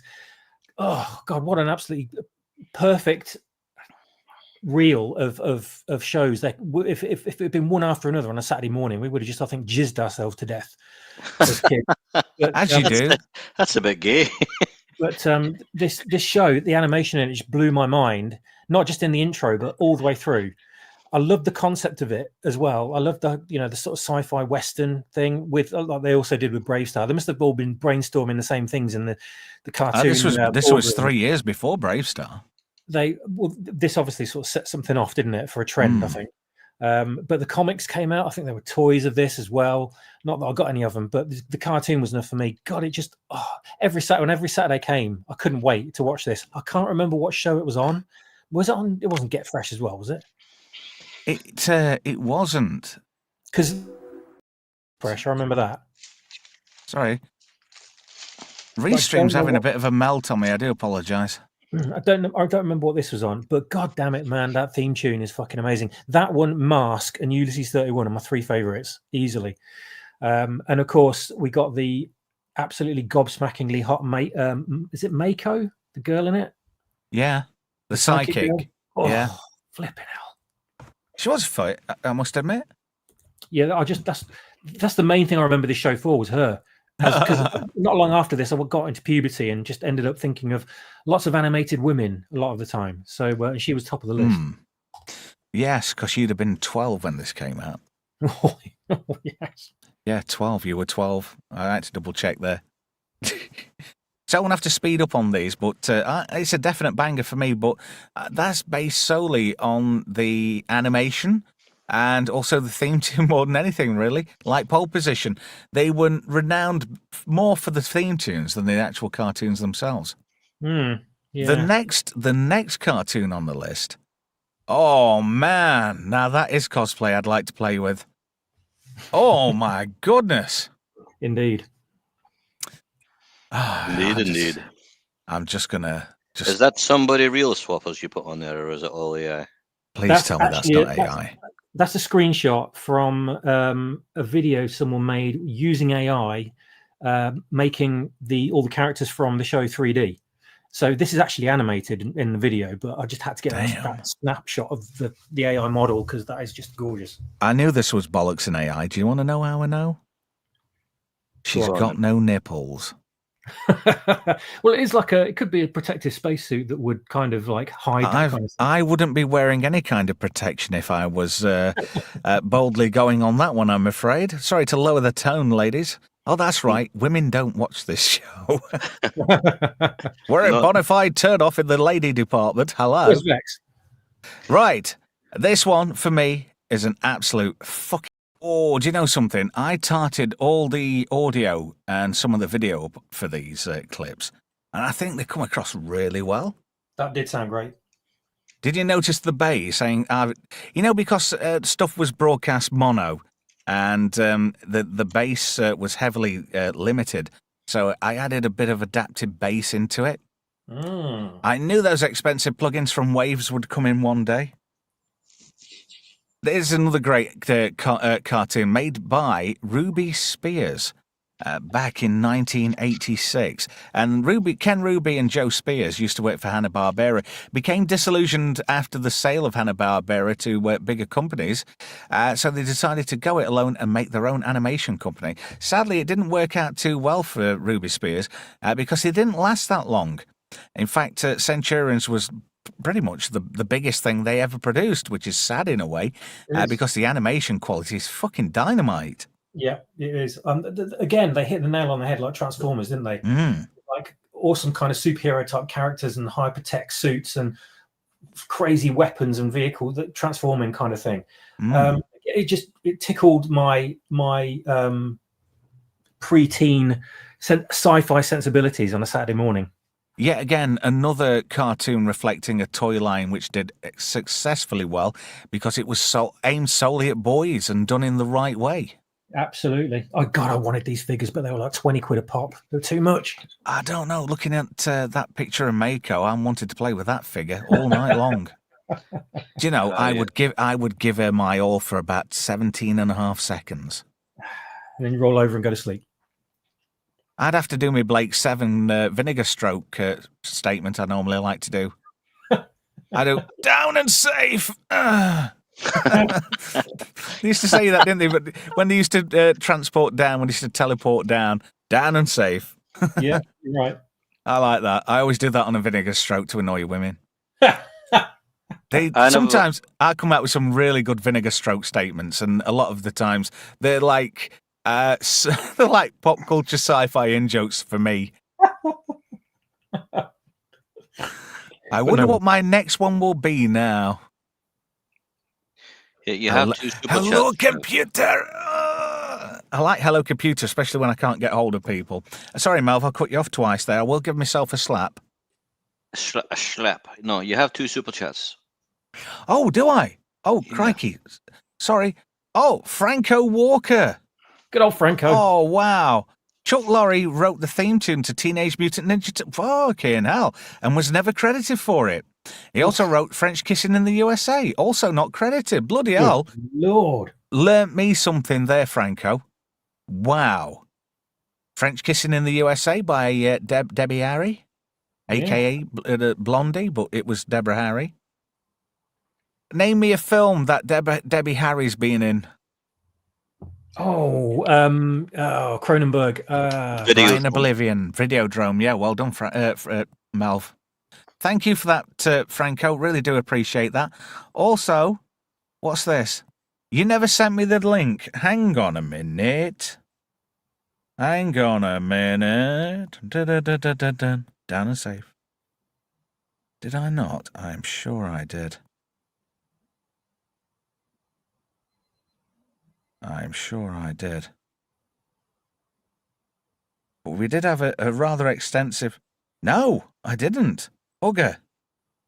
Clang. Sorry, that's on me, Mr. Phobos. I'll make it up to you next time. I think it's a bit too late in the day, but I do apologise, matey. That's because we got talking about soldering irons. Oh, dear. As much as it's sad to admit, we had an in-depth chat, and then Istophobos started showing me some of the really cool things he makes. He's a bit of an inventor.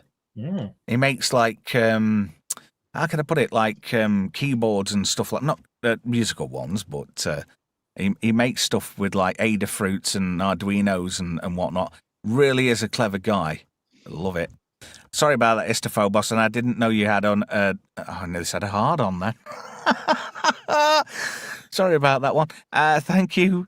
That's two. So that's 3 super chats tonight. crikey. That's £7 English and £2 American. So American's kind of like pesos against the English pound at the moment. Yeah, you can get yourself a Bombay bad boy for that.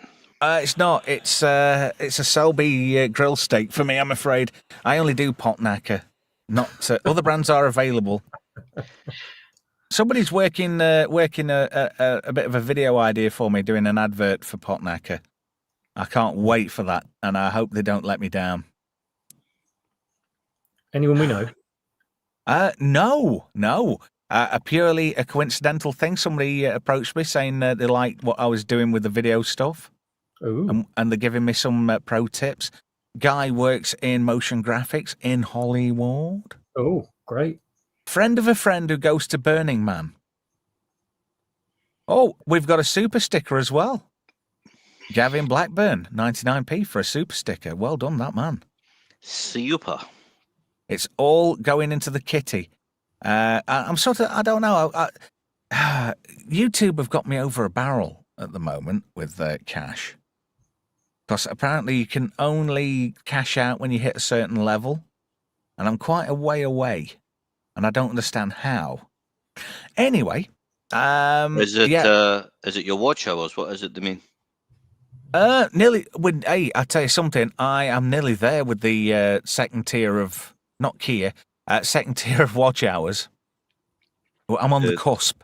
I'm on the cusp of 4,000. Yeah, I am on the cusp. I'm circling around the event horizon as we speak.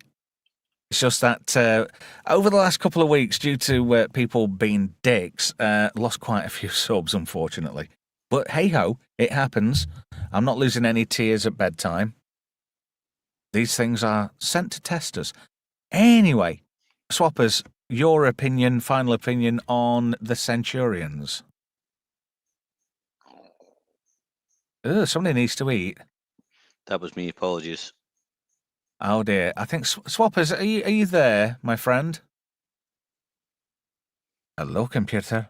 Anyway, moving on to the next one. You might like this one, Melv. There's a bit of always a crowd pleaser. Thunderpants, says Brian. No, it's Thundercats. Have they been wormed? Do they manage to be able to lick their own balls? I don't know. Can you imagine that? Coughing a fur ball up like that. Anybody seen the bloopers in the chat? That is a great video to behold. The bloopers? Sorry, Melv? The bloopers from Thundercats. They had bloopers in Thundercats? Yeah.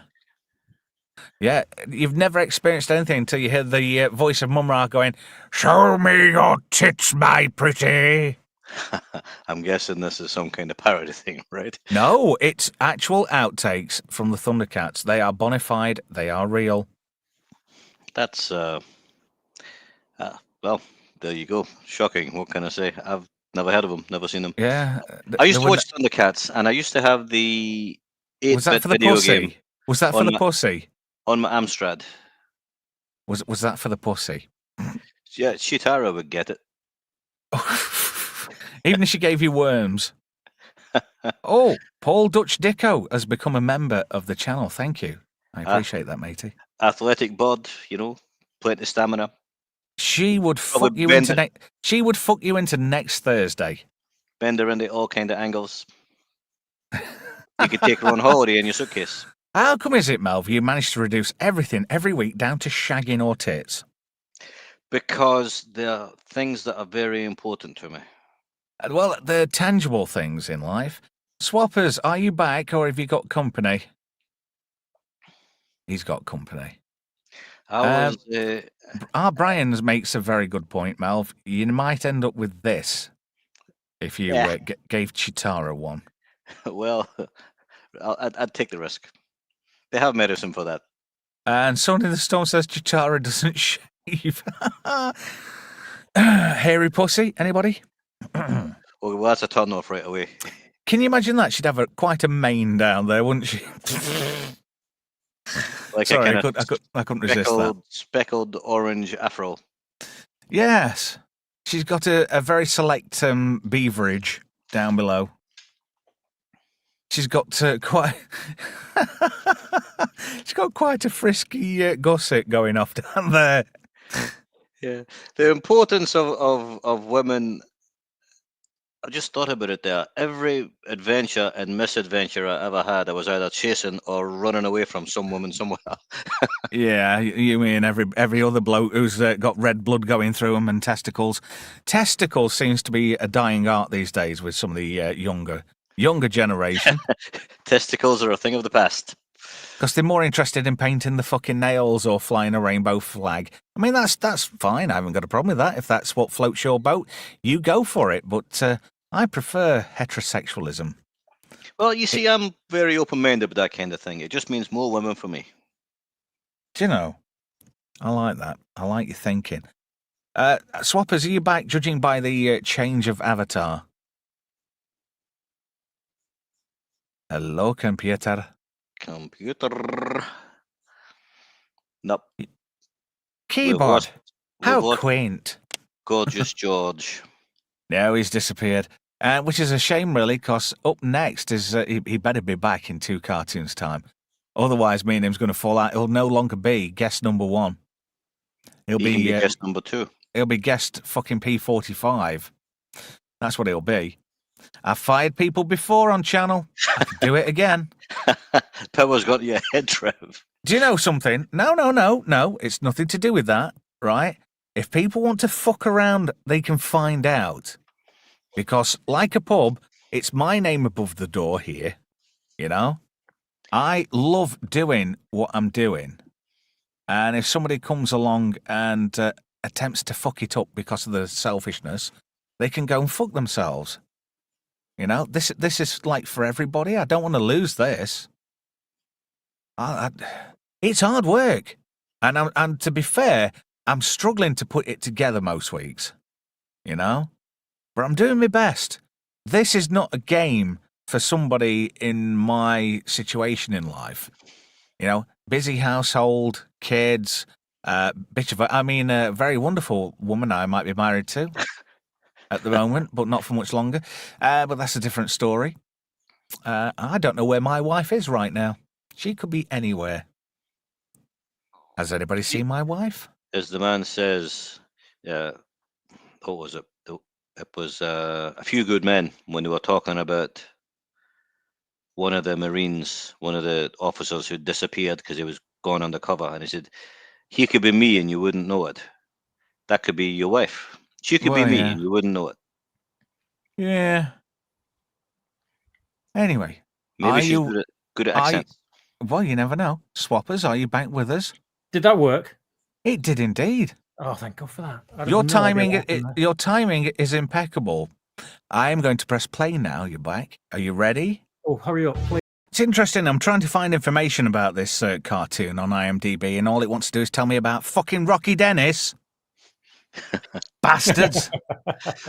Mask. It would say it in the description. It's shit. What? Didn't like this. Didn't like Mask. Didn't like that. Oh, well, yet again, another toy line heavily pushed by Geek. Yeah, I think most of these cartoons just became toy ads. Well, yeah. Well, come on. That is the nature of the beast. We all knew it. Even at the time we knew it. We didn't care. We actively participated, and we loved it. Well, I did anyway. I must admit that I need to thank Mask, because Mask got me laid in Germany in 1987. What? Yeah, true. I'm trying to imagine the parallels, and I can't quite work out what must have happened to you. Oh, don't worry about it. It was all legal above board. Well, for us anyway, I wasn't nowhere near 16 in 1987. But my brother was stationed in Germany in the RAF in the 1980s, and we went to visit him one year. And they all went off out, and the rather attractive young lass next door, who was the same age at me at the time, and I don't know how, but she got some Mask figures. One thing led to another, and let's say, it was quite an experience. That is probably the most unlikely scenario I've ever heard in my life for getting laid. And I got laid twice in Germany. Jesus Christ. Once with the girl next door, and I don't know who the other woman was. I think she was a professional. Anyway, moving swiftly on. Apart from Melv not particularly getting on along too well with Mask, obviously for the marketing reasons, what did you reckon to this? Yet another Shuki Levy, Haim Saban soundtrack for Deke, which sounded really good. I was blown away by the theme tune to this. I just couldn't help sing it every single time I watched the episode, to the extent I was annoying my mates who were sitting next to me every Saturday morning. Based on getting laid, I actually bought some Mask figures. I think I bought 2 in the 80s, but I didn't really get into it. I had 2. I had Matt Tracker and Miles Mayhem. I had Matt Tracker, but it was one in the kind of the individual packs that you used to get just the figures on their own, or 2-pack of figures, not with a vehicle. I had that one, and I can't remember what else I had now. I can't remember what the other figure was, but yeah, just a couple. But never had any of the amazing larger toys that I always wanted. Like Rhino, that was the big truck, if I remember right. Yeah, it was, and Switchblade as well, which is Switchblade, which was Miles Mayhem's one. I tell you, out of all the characters, the one I like the best, I could never get, and I can't remember his name, but the sleazy motherfucker with the shades and the goatee beard, the one who sounded like he was gonna do your mom the first chance he got. He sounded a little bit like Jack Nicholson, didn't he? Yeah, he did, didn't he? But this was around the time that Deke had a bit of a flirtation with Canada. So everything was a co-France-Canada production, like this and Jason the Wheel Warriors.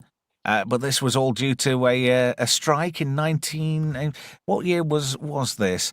Mask was 85, Jace was 85 too. So obviously this came out second best in the finance department, because this was rather a bit lackluster in the voiceover recording department, because everything sounded a little bit boxy, like it was done in somebody's toilet in Quebec. And the animation wasn't quite 100%. It looked a bit faded and a bit washed out. Obviously, Jason the Wheel Warriors, with it being, I think they were both Kenner, weren't they? Both toy lines. The original Jason the Wheel Warriors, before it was Jason the Wheel Warriors, was Kenner, yeah. And was Mask Kenner? Yes, it was. And yet Mask was the only toy line that did well out of the two, because the Jason the Wheel Warriors stuff never actually took off. No, well, they didn't have the figures. They just had the vehicles. So they didn't go full on with the toy line. It was kind of a bit half-assed, because it was the show was based on a toy line. But they added loads of stuff to it, but never made the toys of the things they added. So that is rather, I don't know, talk about dropping the ball. Indeed. Didn't capitalize on that one. And these are all basically glorified toy adverts. But we loved them for it back then. We didn't give a damn. We wanted that out of it. Didn't Mask ultimately end up a part of the G.I. Joe universe? In the last 10 or 20 years, they've incorporated it, yeah. But do you know what's a part of the G.I. Joe universe now? Oh, is it you won't believe me in a million years. Who's a part of G.I. Joe now? Street Hawk. No. Really? Yeah. Really? Yeah, Street Hawk is a part of the G.I. Joe universe now. Do you remember Automan? I do indeed. That was a really good show. Why did they cancel that? Because it was 1.5 million per episode for 1983-4. That was Glenn A. Larson was. They thought he was extracting the urine somewhat. It was, but he did it. He did his bit to help with the budget, because the auto car, the Lamborghini Countach. That was actually Glenn A. Larson's car. It was his own vehicle. Oh man. But it was a lovable rip-off of Tron, because Glenn A. Larceny, as they like to call him, he was quite well renowned in Hollywood circles as being a bit of a pincher and borrower of ideas. In fact, do you want to know an interesting fact about Glenn A. Larson? Yes. James Garner, James Rockford. Yeah. Yes. He laid Glenn A. Larson out once. What? Yeah. 'Tis true. What was the circumstances? I don't know, but I would have loved to have seen it. Oh, yeah. It was over a theme tune. It was over a theme tune, apparently. It must have really pissed him off. Well, apparently James Garner had a very short fuse. It was quite easy to earn a bit of vitriol and bile from him. I heard something different. I heard that he What? He was a was sweetheart. no, that it was a kind of straight talker, but it was a difficult man to get a reaction at it. But when you did, you did. Ah, he must have really pissed him off then. Right. There's a So Mel. story. Oh, There's a go on. story about what was the film? The Great Escape. Yeah. So they were making The Great Escape, and you had James Garner, Steve McQueen, Charles Bronson. Bronson, Yeah. and it was one of the stuntmen or something. And they used to play poker every night, and Charles Bronson always won. And one night, the stuntman won. Mm. And when it come time to hand over the money, Charles Bronson said, "Good luck getting that money off of me." And James Garner grabbed a hold of him and made him give him the money. Good on him.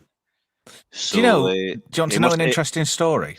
He must have been scary enough to put some fear in Charles Bronson. Just a quick story, an aside about Charles Bronson. Only one person in Hollywood made Charles Bronson cry. I know this story. Kurt Russell. You know the story? I do. No. Do you, right? I can't remember what film it is, but Kurt Russell had a bit part in something that Charles Bronson was in, and for some reason Kurt Russell found out it was Charles Bronson's birthday. Oh God. So young Kurt Russell went out and bought Charles Bronson a remote-controlled car as a birthday present. Okay. And it reduced Charles Bronson to tears because even up to that point in his life, even though he'd garnered some success in Hollywood, nobody had ever bought Charles Bronson up to that point a birthday present. No way. No, it's true. Jesus Christ. So Bless Kurt him. Russell Bless Kurt is the only Russell. person in Hollywood to bring Charles Bronson to tears. He was tell so you what, overwhelmed. I hate celebrities generally, but Kurt Russell just continues to surprise me. He And I've got seems lot of a respect for him. real diamond, He does. like somebody you'd like to have a beer with. Oh yeah. In fact, Absolutely. I'm going to add him onto my beer list. So Absolutely. he joins Spader and Walken on my beer list. Although I wouldn't have a beer with them all together, I would have to have a beer with them individually because two of the three renowned hard work people. Walken's become increasingly difficult as he's grown older in years. And Spader, he's the epitome of cool. Mhm. I think James Spader, this is my personal opinion, I think James Spader is the coolest dude ever. I could be basing that solely on Raymond Reddington, but no, Spader is a fucking cool cat, I'm telling you. He made Ultron, didn't he? He did. He was the only reason to watch that film. Yeah. I like James Spader. Was always a fan of James Spader as an actor. I wouldn't have called him the coolest dude ever. I wouldn't have called him cool. He's kind of quirky, I would say. I don't know, that's cool in my book. I like people who are, how can I say this, who are a bit different, who dare to be different in a society where you're expected to conform, especially in Hollywood. Mm. And he did a great film with Cronenberg. Crash is a great film. Download it, please. There was another story Go on. with Kurt Russell and James Spader when they were making Stargate. James Spader hated the script. He hated his lines. He hated it. And one day he wouldn't come out his trailer to film because he hated the lines so much. So Kurt Russell went in to talk to him, and James Spader said he can't do it. The lines are so terrible, he can't go out there and read them. And Kurt Russell told him, "You're reading the lines because you're getting paid $1 million. If it was good lines, you would do it for free." Yeah, good So point. he got up and went and done it because they're paying him $1 million. I'm going to have to rush things along. If everybody was expecting Kaiju number 8 and Alien Earth, I don't think it's going to make it. I can't go beyond 2 hours. I know you want to tonight. rush things along, right? But Mhm. but can you just let me share my screen for like 10 seconds? Yeah, sure. How do I do that? If I go share screen,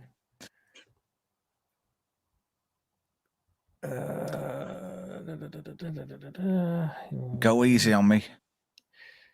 just looking at. I am shit at driving this. Entire screen. Yes, let's do that. Will it come up at the bottom? Ah, there we go. It's not Okay. porno, is it? Can you F11? Can you F11 your screen so your icons and whatnot and what you've got on your search? There we go. That's better for all involved. No sound.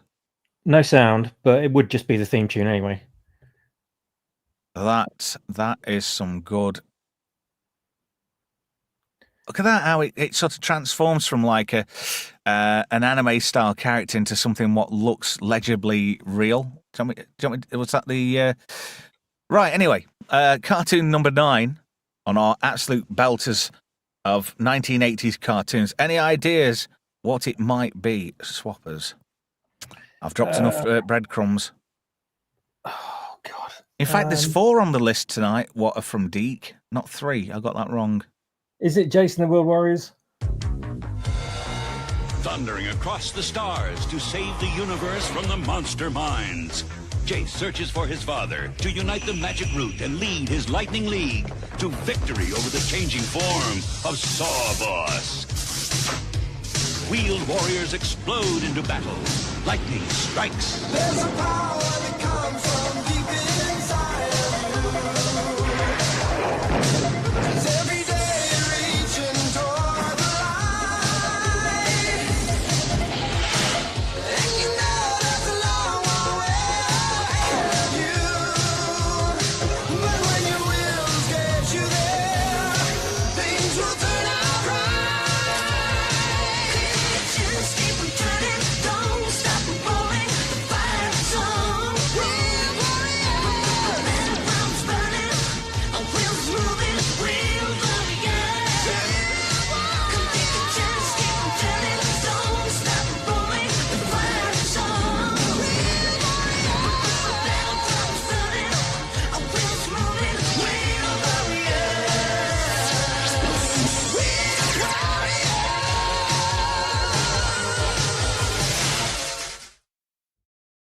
Another Deke production there, made with a France Canada production, and featuring some of the big hitter voices on the Canadian voiceover scene, like Len Carlson, who was the voice of Bert Raccoon for his sins, and a few others in the Raccoon series.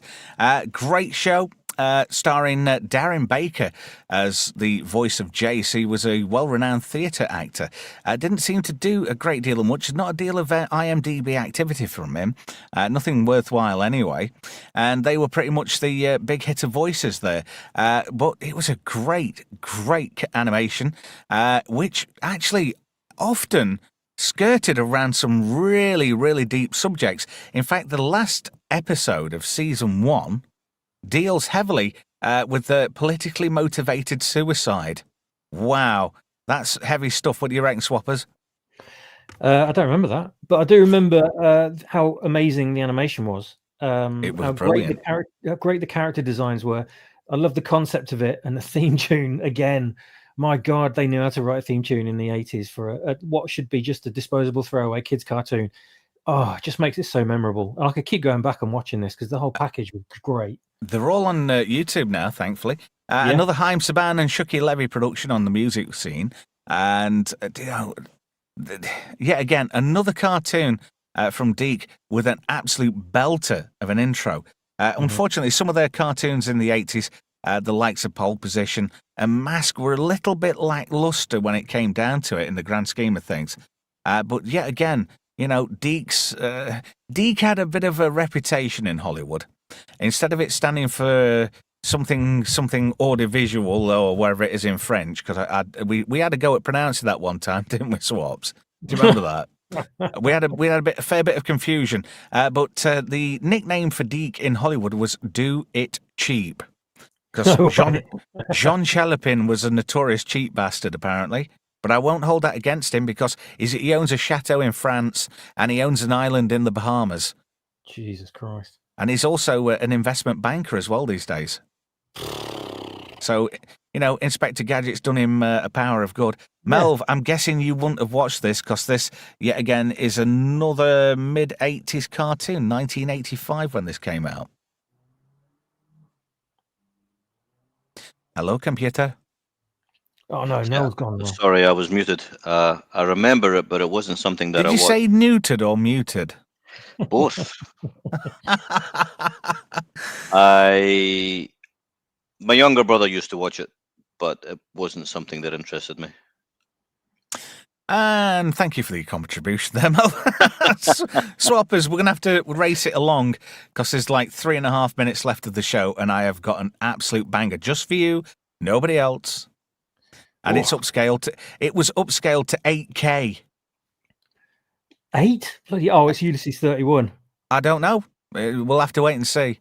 So your thoughts, dead quick, on Jason the Wheel Warriors, because I'm have to press in for time at the moment. I love it. I absolutely adore this show. I'd love to see a live action adaptation for the big screen, but obviously we can't trust Hollywood with such things. Somebody's done an AI generated trailer, live action trailer, haven't they? Oh, I've got to look this up now. I've probably seen it already, but I've forgotten. Yeah, we need a big movie version of this. It'd be just awesome, absolutely awesome. And it would just imagine the whole merchandising thing behind it would take off. The toys from the 80s would be an absolute fortune. Yeah. If you've got the monster mines, especially like the Terror Tank and that one with the grinny teeth, I think that would make you an absolute small fortune. Now it would, absolutely. Right, I'm going to move on to our last cartoon of the 1980s. Sorry if you were expecting Alien Earth and Kaiju number 8. Not going to get time. It's just not going to happen because we've basically had too much fun with this. Let's check out the last cartoon of the evening.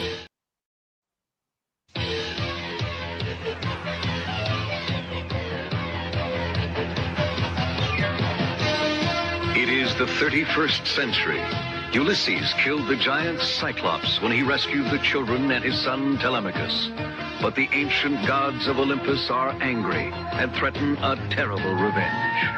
Mortals, you defy the gods? I sentence you to travel among unknown stars. Until you find the kingdom of Hades, your bodies will stay as lifeless as stone. Ulysses, the way back to Earth has been wiped from my memory. Father! Oh, Father! You are alive, my son.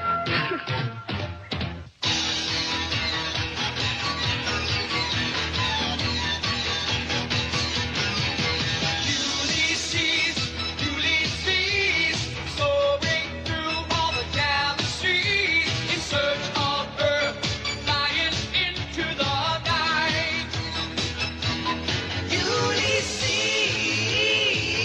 no one else can do the things you do. Ulysses, like a bull upon a road blue. Ulysses, always fighting all the evil forces, bringing peace and justice to all. No, small robot, you know, friend of Ulysses. Ulysses, No, small robot, you know, friend of Ulysses.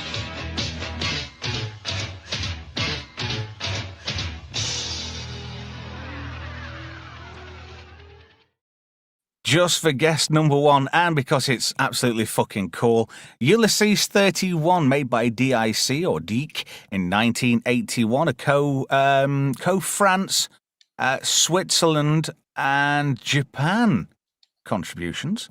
Absolutely fantastic. This was epic proportions when it comes to production. And Ulysses was based on the likeness of Jean Chalopin. What do you reckon, Swaps? Oh, man. He's dropped the ball. He's fucking let me down. taken up. I really This enjoyed was circling. Ulysses. I'm going to say this was circling in your territory in 1981, surely.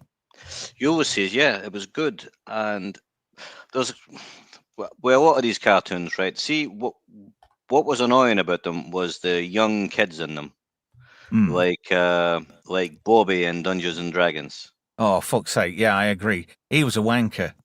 and the kid in Ulysses, whatever his name was, it was just annoying. Telemachus. Telemachus, that's him. But I thought the story was great. I thought it was a fantastic idea. Turn the Odyssey into a sci-fi. Well, yeah. Homer's Iliad.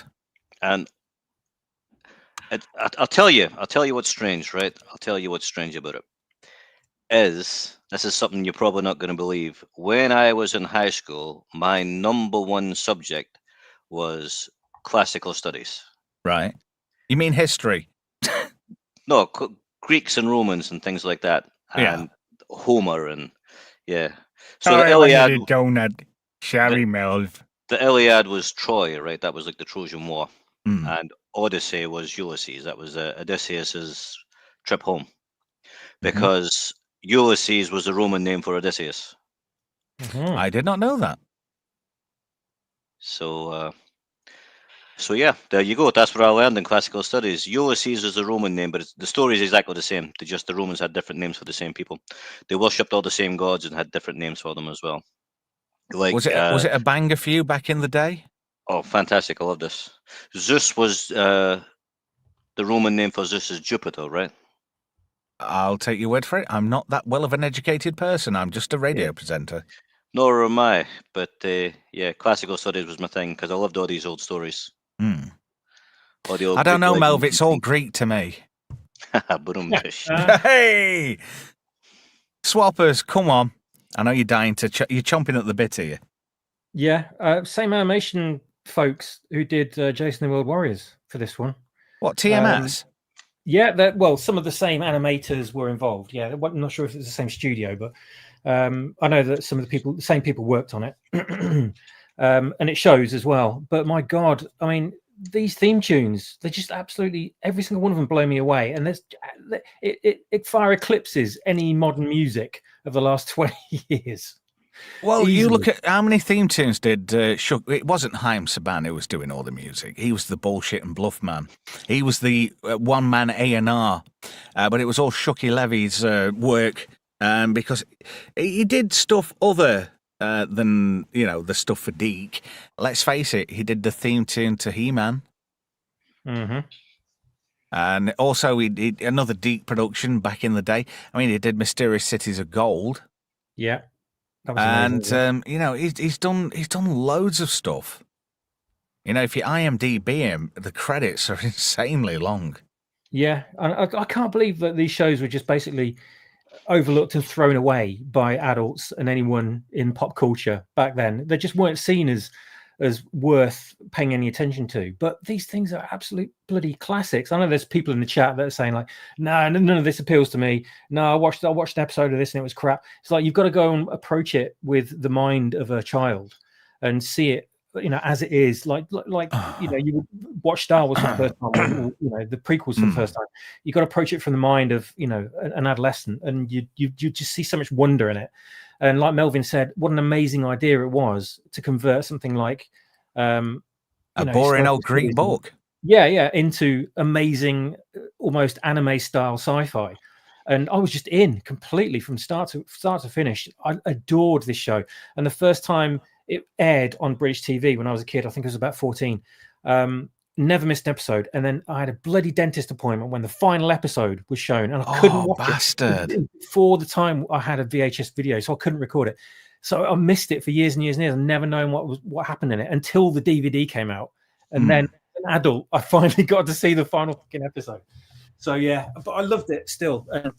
I'll go back and watch any episode at any time because it's so beautiful in every respect. Well, thank you to Mel for putting the link on there. I don't know if that link's come across right. I don't think it's translated. I don't think it has, because that was like the link to your account or something. Yeah, that's why I took it off and I realised. But I'll put it back up again. Hold on. Okie dokie. I'll put up the proper one this time. Do you know, I've learned something today. That it's true what they say. You can go off certain people. What I do? No, not you. Or should I say, what did I do this time? No, it's not you.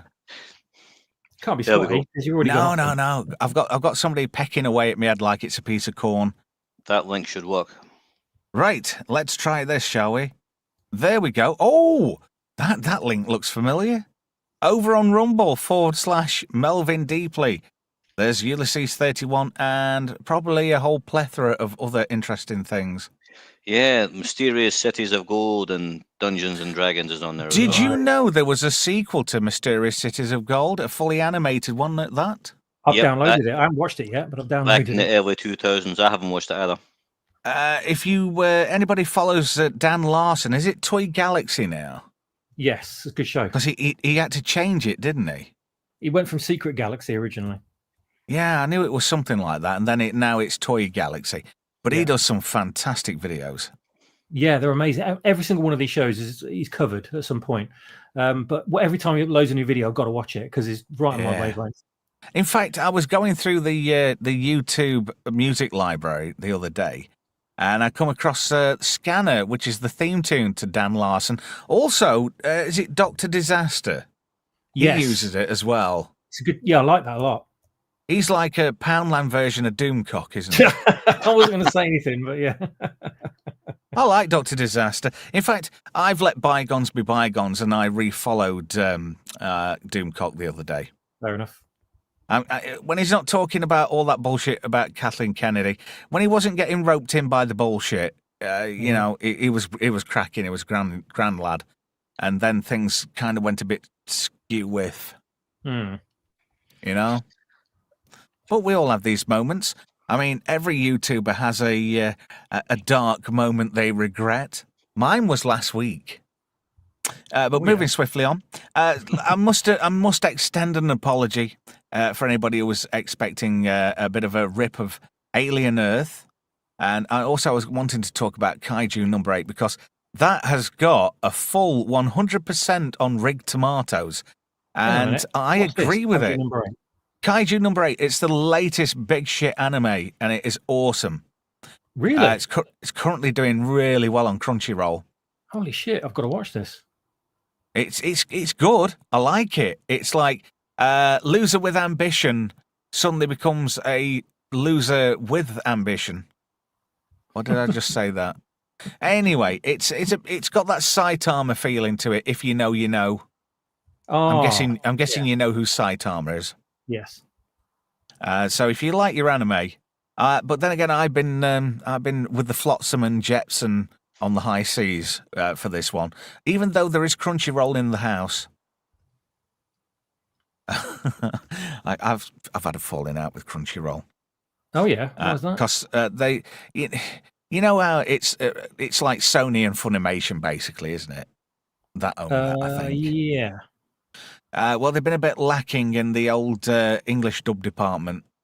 Oh, I've heard about this. About this. Yeah. Well, I'm not going to go any further, and that's the crux of my argument. I mean, I'm a lifelong anime fan. I mean, Battle of the Planets, that was my gateway into anime, the whole world of manga and everything else. Mm-hmm.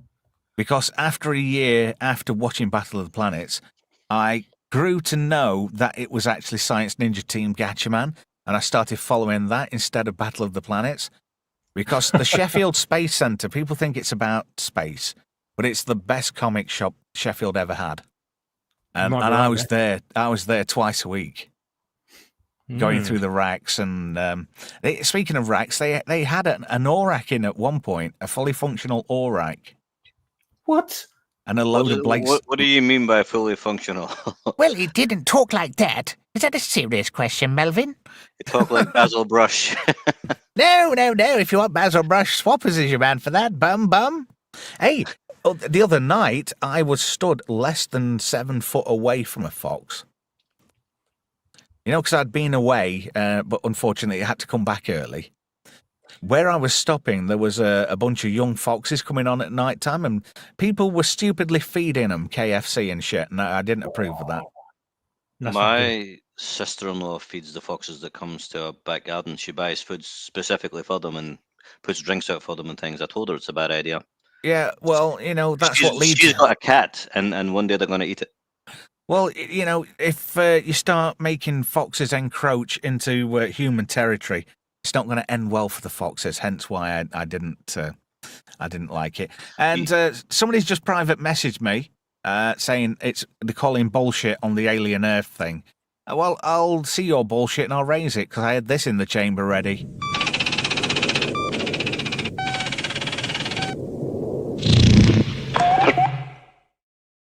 Indeed, it was going to be a bait and switch. Noah Hawley's done a bait and switch again. Oh, what now? Well, you know how everybody's, we were all saying it's gone to shit somewhat. Yes. He's like linked episode, what was I say? It was 5. Yeah. Episode 5 ties in with the first episode now. It fills in all the gaps. It's like a prequel to episode 1. Oh, flashback. But the sets and everything, I got loads of stuff in the chamber. Hopefully, I took the sound off. I might just give it till past. I might just, because this video I've got here is incredibly large. Oh, that's why it wouldn't upload on here. It might cause my computer to keel over, but look at I was thinking about the sets and stuff and how authentic. Little cut on the leg of the face I got, and it went down about 3/4 on the Nostromo. Yeah. Yeah. And look here, they've cut off the whole tape. I took some choice bits and edited them and stuff. And there was one line. There's one thing I've got to get across. I don't really want to fast forward all this shit because it's only 15 minutes totally. But this made me laugh. Right, Poundland, Eva Mendes. Yeah. Talking about This is a Poundland Yaphet Koto, isn't it? Yeah. It's supposed to be before Alien, but they reference aliens. Yes, there was quite a lot for Morrow's character. But she's got to be like a different Yutani because it's like 100. Oh, it's a granddaughter. Oh, here we go. Bricks Kid with a quid. Thank you, Bricks Kid. This is actually off the eyeball creature, but this is something what's wrong as well. What's wrong with the picture here? Let me just pause this bit if I can. Let me just pause that. What's wrong with the picture there? Anybody? The writing that's displayed on his forehead is the wrong way round. Oh, I can see it. I have to look really close, but yeah, you're right. all right. Yeah. Well, Yeah, it's if the right. that- It's the right way around, but it shouldn't be because it's No, a it reflection. shouldn't. Exactly. If that was Gavin That's so Blackburn funny. bragging in the chat, yeah, I believe you. You're full of shit. If that was being, broadcast out from that monitor from Mother, it would be the other way round. Yet another stupid. How stupid do they think we are? Mm-hmm. Hey, do you know? So I we was get a look impressed. at the Wayland Yutani headquarters. But we're going to do a bit here. Look, directed, written by Noah Hawley. And I like this. Creative television by Noah Hawley. Cups of Tea by Noah Hawley. Based on elements created by Dan O'Bannon and Ronald Shusett. But you saw those graphics, didn't you, for Mother? I think mine are spot.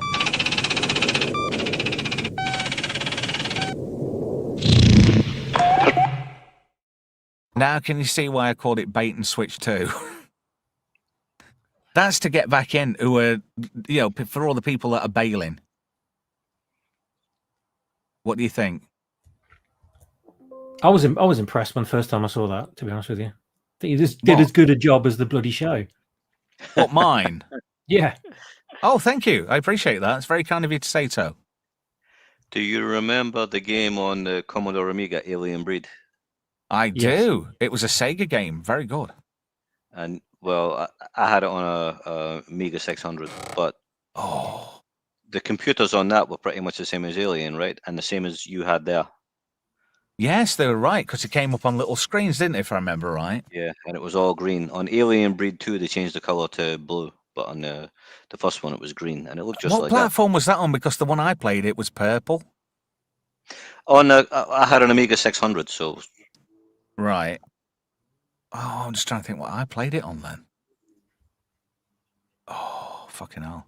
Unless it wouldn't have been much different on the 1200. Oh, well, swappers. Sorry, Melv, I'm going to have to interrupt. I can't be looking at Mako's sweet ass. Her sweet AI-generated ass and that ginger hair. Is it Because putting you I off? am moist. I've got a thing for gingers. Yeah, that's what I like to. Oh. Well, my wife doesn't know this, but my girlfriend's ginger. you're going to love the new Tomb Raider then. Oh, I saw one at a Tomb Raider thingy a long time ago, and it was called Tara Toff's Womb Raider. Oh no!